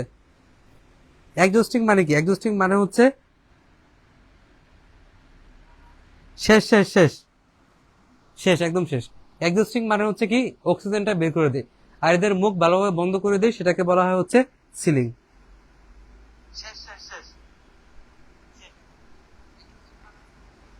আর 8 মিনিট আছে, শেষ করে দিচ্ছি, আসো। ওকে, আচ্ছা, এখান থেকে পড়ার মতো কিছু না, জাস্ট ক্যানিংটা শেষ করে দিচ্ছি। ক্যানিংটা শেষ করে আমরা শেষ করে দিব। এই যে আমি তোমাকে বলছিলাম যে ক্লোস্ট্রিডিয়াম বোটুলিনাম, ঠিক আছে, এই যে ক্লোস্ট্রিডিয়াম বোটুলিনাম যে ব্যাকটেরিয়াটা ছিল, ঠিক আছে, ক্লোস্ট্রিডিয়াম বোটুলিনাম যে ব্যাকটেরিয়াটা ছিল, সেখান থেকে তোমার হচ্ছে টক্সিন বের হয়, যেটা আমাদের বডির জন্য খুবই ক্ষতিকারক। হ্যাঁ, আমার হচ্ছে একটু জ্বর, ঠিক আছে, বুঝছো, মানে আমার হচ্ছে ফ্লু হয়েছে। এটা হচ্ছে সবথেকে বড় সমস্যা, আমার ফ্লু হয়েছে, এজন্য হচ্ছে প্রচুর কাশি হচ্ছে ইদানিং। ফ্লু এর কারণে সবার কিন্তু কাশি, জ্বর হচ্ছে, মানে আমার হচ্ছে এটা একটা বাজে সমস্যা, মানে আমার নর্মালি ফ্লু হয়ে যায়। আচ্ছা, ফুড লেখার জিনিসটা কি? দেখো, শেষ শেষ কিন্তু। ফুড লেখার জিনিসটা কি? ফুড লেখার জিনিসটা হচ্ছে, ধরো ক্যানিং, যে ক্যানিং এর যে পাত্রটা আছে, হ্যাঁ, ক্যানিং এর যে পাত্রটা আছে, এই ক্যানিং এর পাত্রের ভিতরে, ঠিক আছে, একটা বিভিন্ন কেমিক্যাল পদার্থের হচ্ছে কি দেওয়া হয়, বিভিন্ন কেমিক্যাল পদার্থের তোমার হচ্ছে একটা আবরণ দেওয়া হয়। কাদের আবরণ দেওয়া হয়? তোমার ফেনোলিক, তারপর হচ্ছে ইপক্সি অথবা বিনাইল রেজিন। হ্যাঁ, ফেনোলিক, তারপর হচ্ছে ইপক্সি বা হচ্ছে বিনাইল রেজিনের একটা প্রলেপ দেওয়া হয়। এর প্রলেপ দিলে কি হয়? এর প্রলেপ দিলে খাবারটা হচ্ছে তোমার ক্যানিং এর সংস্পর্শে আসে না। ঠিক আছে, এই খাবারটা হচ্ছে ক্যানের সংস্পর্শে আসে না। তাহলে ক্যানের সংস্পর্শে না আসলে কি লাভ? ক্যানের সংস্পর্শে যদি না আসে, তাহলে তোমার এখানে ধরো অক্সিজেন আসে না বা এনজাইমেটিক বিক্রিয়া ঘটে না। এই জন্য তোমার ক্যানিং এর চারদিকে বা মরিচা প্রিভেন্ট করার জন্য হতে পারে একটা প্রলেপ দেওয়া হয়। ঠিক আছে, এই প্রলেপ দেওয়া হয়, এটাকে বলা হয় হচ্ছে ফুড লেকার। তাহলে এটা একটু পড়বা যে কাদের কাদের তোমার হচ্ছে প্রলেপ দেওয়া হয়। ফেনোলিক, তারপর যে ইপক্সি বা হচ্ছে বিনাইল রেজিন, এটাকে দেওয়া হয়তো বর্তমানে পলিবিউটাডাইনস এবং হচ্ছে ডাইফেনোলিক রেজিন। এটা একটু পড়বা যে বর্তমানে কাদের তোমার হচ্ছে দেওয়া হয়, পলিবিউটাডাইনস এবং হচ্ছে ফেনোলিক রেজিন। ঠিক আছে, পলিবিউটাডাইনস এবং হচ্ছে ফেনোলিক রেজিনের লেকার দেওয়া হয়, এটা একটু পড়বা। তারপর দেখো এখানে, এখানে নতুন করে পড়ার মতো কিছু নাই। দেখো আমের ক্ষেত্রে কি পড়বা? জাস্ট তোমার এই ক্যানিং তরল, সব ফলের ক্ষেত্রে, শুধুমাত্র ক্যানিং তরলটা পড়বা, যে চিনির দ্রবণ কতটুকু 30-40%, সাইট্রিক অ্যাসিড কতটুকু 0.25%, আর ভিতরে কিছুই পড়তে হবে না। যে কোনো ফলের ক্ষেত্রে শুধুমাত্র তুমি ক্যানিং তরলটা পড়বা। হ্যাঁ, শুধুমাত্র ক্যানিং তরলে কি কি জিনিস ইউজ করে এটা একটু পড়বা। আনারসের ক্ষেত্রেও সেম, যে ক্যানিং তরলে কি কি ইউজ করে, এর ভিতরে কিছুই পড়তে হবে না, শুধু ক্যানিং তরলে উপাদান পড়বা। চিনির দ্রবণ 30-40%, 0.25% সাইট্রিক অ্যাসিড, আর কিছুই পড়তে হবে না। পেয়ারার ক্ষেত্রেও সেম, জাস্ট ক্যানিং তরলটা পড়বা। ঠিক আছে, ক্যানিং তরলটা পড়বা। পেয়ারার ক্ষেত্রে একটু ব্যতিক্রম আছে, খেয়াল করো, এটা একটু দাগায় রাখো। সবার ক্ষেত্রে 30-40% ইউজ করতেছি, বাট পেয়ারার ক্ষেত্রে একটু ব্যতিক্রম আছে। আর 5 মিনিট পড়াবো, ঠিক আছে, একটু মনোযোগ দাও, আর 5 মিনিট। তাহলে এখানে 10% চিনির দ্রবণ, 0.06% সাইট্রিক অ্যাসিডের দ্রবণ। হ্যাঁ, 10% চিনির দ্রবণ, 0.06% সাইট্রিক অ্যাসিডের দ্রবণ। তাহলে পেয়ারারটা একটু চেঞ্জ আসছে, ঠিক আছে। হ্যাঁ, লাস্টটা একবার রেকেপ করবো, সমস্যা নেই। তাহলে পেয়ারার ক্ষেত্রে 10% চিনির দ্রবণ এবং 0.06% সাইট্রিক অ্যাসিডের দ্রবণ, এটা একটু মনে রাখবা। আচ্ছা, তারপর দেখো কাঁঠালের ক্ষেত্রেও সেম। কাঁঠালের ক্ষেত্রে তোমার আলাদা করে মনে রাখার দরকার নাই, সেম 30-40% আর 0.25% সাইট্রিক অ্যাসিড। ঠিক আছে, আচ্ছা, ওকে ওকে। এখানে ভিতর থেকে পড়ার মতো কিছু না, হ্যাঁ, এখান থেকে কিছুই পড়তে হবে না। এখানে যে মটরশুঁটিতে ক্যানিং ক্যানিং তরলটা পড়বা, 2% লবণ, 5% চিনি। তাহলে এখান থেকে কি পড়বা, দেখো, খাতায় একটা ছক করে ফেলবা, খাতায় একটা সুন্দর ছক করে ফেলবা। আচ্ছা, আমি কেন রংপুরে আসি নাই, কারণ আমার হচ্ছে পরীক্ষা চলতেছে, বুঝছো। আমি তোমাদের কিন্তু দেখবা, আমি অনেকগুলো ক্লাস নেই না তোমাদের, মানে আমার ক্লাস খুব কম নিচ্ছে, কারণ আমার ফাইনাল ইয়ারে, আমি এখন মানে ফাইনাল ইয়ারে প্রচুর পরীক্ষা, এবং আমাকে সারাদিনই হসপিটালে থাকা লাগে, বুঝছো। এছাড়া তোমাদের হচ্ছে বইয়ের যে কাজ, ঠিক আছে, বইয়ের কাজ হচ্ছে আমি আর সাদি ভাই দেখতেছি, তো বইয়ের একটা প্রেশার আছে। পাশাপাশি হচ্ছে মানে আমি তো এখনো ডাক্তার হয়ে যায় নাই, বুঝছো। তোমার বাইরে তো ডাক্তার হয়ে গেছে, বের হয়ে গেছে, ওনাদের ফ্রি টাইম। বাট আমার সমস্যাটা হচ্ছে যে মানে আমার সারাদিনে হসপিটালে থাকা লাগে, বুঝছো, সারাদিনে হসপিটালে থাকা লাগে। আর পরীক্ষা, মানে আমার সবসময় পরীক্ষা থাকে, ঠিক আছে, এই জন্য আমি আসতে পারি না। সো ইনশাল্লাহ ঢাকায় আসবো, আর দেখা হবে, সমস্যা নাই, একসময় দেখা হবে। তাহলে মটরশুঁটিটা পড়বা, লবণ এবং হচ্ছে চিনির দ্রবণ, এটা একটু পড়বা, লবণ এবং হচ্ছে চিনির দ্রবণ, এটা একটু পড়বা মটরশুঁটির ক্ষেত্রে। শেষ শেষ, আর 2-3 মিনিট, জাস্ট একটু ওয়েট করো। আমি জাস্ট ক্যানিংটা পড়ায়, মাছ আর মাংসটা পড়ায় বাদ দিয়ে দিব। দেখো, মাছের উপাদানটা পড়বা। হ্যাঁ, এখান থেকে সবকিছু পড়তে না পারলেও প্রোটিন কতটুকু থাকে, মাছের প্রোটিন কতটুকু থাকে এটা পড়বা। প্রোটিন থাকে 14-20%, আর 3 মিনিট পড়াবো। 14-20% হচ্ছে মাছের প্রোটিন থাকে, আর মাছের ভিটামিন থাকে কতটুকু, 0.2 থেকে 1%। ঠিক আছে, এটা একটু পড়তে পারলে খুবই ভালো, মাছের পুষ্টি উপাদান পড়তে পারলে খুবই ভালো। ঠিক আছে, যদি কারো মনে থাকে, আমি সাজেস্ট করবো হচ্ছে এই পুষ্টি উপাদানটা অবশ্যই পড়ে ফেলবা। বা যদি মনে না থাকে, তাহলে দুইটা জিনিস অবশ্যই পড়বা। হ্যাঁ, একটা হচ্ছে প্রোটিন 14-20%, একটা হচ্ছে ভিটামিন 0.2 থেকে 1%। এবং তোমরা কিন্তু অনেক ভালো ভালো বই পাবা বিভিন্ন কোচিং এর বইগুলোর থেকে। আমরা যে বইগুলা দিব, এগুলো হচ্ছে সব থেকে বেশি ইফেক্টিভ হবে, এগুলো তোমরা টের পাবা। হ্যাঁ, অনেক জায়গায় তো অনেকে বই পাচ্ছে, ওদের বই আর আমাদের বই একটু কম্পেয়ার করে দেখো। মানে আমাদেরগুলা হচ্ছে যত অনুশীলনের এমসিকিউ আছে সবগুলা কভার করতেছি। হ্যাঁ, আর জিকে ইংলিশ বইটা আমরা নিজের হাতে বানাচ্ছি, খুব ভালো বই হবে। আমি এগুলো নিয়ে পরে কথা বলবো, আজকে ক্লাসটা শেষ করে দিই। হ্যাঁ, আচ্ছা, তাহলে এগুলো একটু পড়বা, যে পুষ্টিমূল্য হিসাবে কি কি উপাদান থাকে একটু পড়বা। আর মাছের চর্বি ভিটামিন এ ও ডি এর একটা উৎস, একটু পড়বা, যে মাছের চর্বি ভিটামিন এ ও ডি এর একটা উৎস, এটা একটু পড়বা। হ্যাঁ, এটা একটু পড়বা। আচ্ছা, সো এবার খেয়াল করো, এই যে মাছের প্রোটিনের মনোমার, দেখো মাছে তো প্রোটিন আছে না। মাছে তুমি একটা ক্যানের ভিতরে মাছ রাখছো, ক্যানের ভিতরে মাছ রাখছো, তাহলে মাছের প্রোটিন আছে, মাছে প্রোটিন আছে। আর ক্যানের ভিতরে তুমি একটা জিঙ্ক অক্সাইডের প্রলেপ দিছো, তাহলে ক্যানের ভিতরে তোমার জিঙ্ক অক্সাইডের প্রলেপ আছে। আর মাছের মধ্যে প্রোটিন আছে, তাহলে মাছের প্রোটিনটা কি কি ধরনের প্রোটিন হতে পারে, সিস্টিন, মিথিওনিন হতে পারে। হ্যাঁ, সিস্টিন, মিথিওনিন হতে পারে। এই সিস্টিন এবং হচ্ছে মিথিওনিন, এগুলো হচ্ছে মাছের প্রোটিন। এগুলোর ভিতরে কি থাকে, সালফার আছে। আর ক্যানে ক্যানে ক্যানে বা হচ্ছে যে ক্যানের ভিতরে রাখতেছো, সেখানে তুমি ফুড লেকার হিসেবে জিঙ্ক অক্সাইড দিছো বা জিঙ্ক অক্সাইডের প্রলেপ দিছো। তাহলে জিঙ্ক অক্সাইড আর মাছের ভিতরে যে প্রোটিন থাকে, ঠিক আছে, যেখানে যে সিস্টিন এবং মিথিওনিন থাকে, তাদের বিক্রিয়ায় তোমার হচ্ছে জিঙ্ক সালফাইড তৈরি হয়। ঠিক আছে, জিঙ্ক সালফাইড তৈরি হয়। ঠিক আছে, জিঙ্ক সালফাইড তৈরি হয়। এই জিঙ্ক সালফাইডটা কি করে, মাছের বর্ণ উজ্জ্বল করে। ঠিক আছে, এই জিঙ্ক সালফাইডটা কি করে, মাছের বর্ণ উজ্জ্বল করে। ঠিক আছে, এই জিঙ্ক সালফাইডটা কি করে, মাছের বর্ণ উজ্জ্বল করে। শেষ। আর মাংসটা একটু পড়বা, মাংস থেকে জাস্ট প্রোটিন কত পার্সেন্ট পড়বা, প্রোটিন 19% একটু পড়বা। ঠিক আছে, প্রোটিন এবং হচ্ছে পানি, পানি, প্রোটিন এবং হচ্ছে অ্যামাইনো অ্যাসিড, এই তিনটা একটু পড়বা। পানি, প্রোটিন এবং হচ্ছে অ্যামাইনো অ্যাসিড কত পার্সেন্ট থাকে, পানি, প্রোটিন এবং অ্যামাইনো অ্যাসিড কত পার্সেন্ট থাকে, এটা একটু পড়বা এখান থেকে। আর এখানেও সেম 2% খাদ্য লবণ এবং হচ্ছে 2% চিনি দ্রবণ ইউজ করা হয়, শেষ।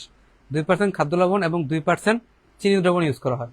আর তোমাদেরকে আর পড়াবো না, খুব প্যারা দিছি, এই পর্যন্ত শেষ করার নিয়ত ছিল আমার। ঠিক আছে, এটা তো বুঝছো না যে মাছের মধ্যে, মাছটাকে যে ক্যানের ভিতরে আমরা প্রিজার্ভ করতেছি, ওই ক্যানের ভিতরে তুমি হচ্ছে জিঙ্ক অক্সাইডের প্রলেপ দিছো। আর মাছের তো প্রোটিন আছে, মাছের প্রোটিনের নাম কি, মাছের প্রোটিনের নাম হচ্ছে সিস্টিন আর হচ্ছে মিথিওনিন। এই সিস্টিন আর মিথিওনিনের ভিতরে কি থাকে, সালফার থাকে। সিস্টিন আর মিথিওনিন যেটা মাছের প্রোটিন, এখানে সালফার থাকে। তাহলে ক্যানে জিঙ্ক অক্সাইড আর মাছের মধ্যে সালফার, এই দুটো বিক্রিয়া করে জিঙ্ক সালফাইড তৈরি করে, যেটা যেটা কি করে মাছের বর্ণটাকে উজ্জ্বল করে দেয়, যেটা মাছের বর্ণটাকে উজ্জ্বল করে দেয়। আচ্ছা ফাতেমা, হ্যাঁ আমার দেখে বোঝা যায়, জানে আমি সারাটা দিন হসপিটালে পড়ে থাকি, আমার সারাটা দিন কষ্টে কাটে, বুঝছো, খুবই কষ্টে কাটে। যেমন তোমাদেরকে আমি টেলিগ্রামে টাইম দিতে পারি না, তোমাদের রেগুলার ক্লাস নিতে পারি না, ঠিক আছে? কেন? কারণ আমি সকাল থেকে রাত পর্যন্ত হসপিটালে কাটাই। আজকে বন্ধ ছিল, খেয়াল করে দেখবা, আজকে কিন্তু বুদ্ধ পূর্ণিমার বন্ধ ছিল, এই জন্য তোমাদের ক্লাস নিছি। ঠিক আছে, কালকে তোমাদের ক্লাস নিব, কালকে আমার একটা ক্লাস মিস দিয়ে তোমাদের ক্লাস নিতে হবে, কালকে আমি কলেজ মিস দিয়ে তোমাদের ক্লাস নেব, মানে বুঝতে পারতেছো আমি কি পরিমাণ প্রেশারে থাকি। ওকে, ফাতেমার জন্য একটু রিক্যাপ করি 1 মিনিটে, শেষ পড়ানো শেষ। ফাতেমা বলছে ভাইয়া 1 মিনিট রিক্যাপ করেন। ওকে ফাতেমা, চলো রিক্যাপ করি। আমরা আজকে কি কি পড়ছি 1 মিনিটে চলো আমরা দেখে ফেলি এটা। আমরা প্রথমে পড়ছি যে খাদ্য নিরাপত্তার ভিত্তি কি কি আছে। খাদ্যের তিনটা ভিত্তি প্রসব দিয়ে পড়ছি। প্রথমত খাদ্য প্রাপ্তি, খাদ্য গ্রহণের সামর্থ্য এবং খাদ্যের সঠিক ব্যবহার। হ্যাঁ আমাদের রাতেও ক্লাস হয় হালিমা, রাতেও ক্লাস হয়, ঠিক আছে, রাতেও ক্লাস হয়, রাতেও ক্লাস নেই, ঠিক আছে। রাতে 7টা বাজে ক্লাস শুরু হয়, 9টা-10টার দিকে ক্লাস শেষ হয়, ঠিক আছে। তাহলে পর্যাপ্ত খাদ্য প্রাপ্তি, খাদ্য গ্রহণের সামর্থ্য, খাদ্যের সঠিক ব্যবহার। এখানে অ্যামোনিয়া যুক্ত সার পড়ছে, urea, triple super phosphate, phosphorus যুক্ত সার, আর মিউরেট অফ পটাশ হচ্ছে পটাশিয়াম যুক্ত সার, ঠিক আছে। বৃদ্ধিতে নাইট্রোজেন, ফুল ধরনের পটাশিয়াম, আর পাতা ঝরে পড়া রোধে পটাশিয়াম তোমার হচ্ছে কি ইউজ করে, এনপিকে, ফসফরাস। আর ক্যালসিয়াম কার্বাইড দিলে কি হয়, ফরমালিন দিলে শরীরের ক্ষতি হয়, ঠিক আছে। তারপরে এই যে ন্যাচারাল এবং হচ্ছে কৃত্রিম ফুড প্রিজারভেটিভস ইউজ করি। আর এখানে আমরা পানি সক্রিয়তা বলছি, ঠিক আছে, পানি সক্রিয়তা বলছি AW, পানি সক্রিয়তার মান 0 থেকে 1 এর ভিতরে হয়। 0 মানে কি, খাবারের ভিতরে কোনো জলীয় বাষ্প নাই, আর 1 মানে কি, পরিবেশ এবং খাবারের জলীয় বাষ্প সেম আছে, ঠিক আছে। 0.9 এর বেশি থাকলে ব্যাকটেরিয়া অ্যাটাক করবে, ঠিক আছে।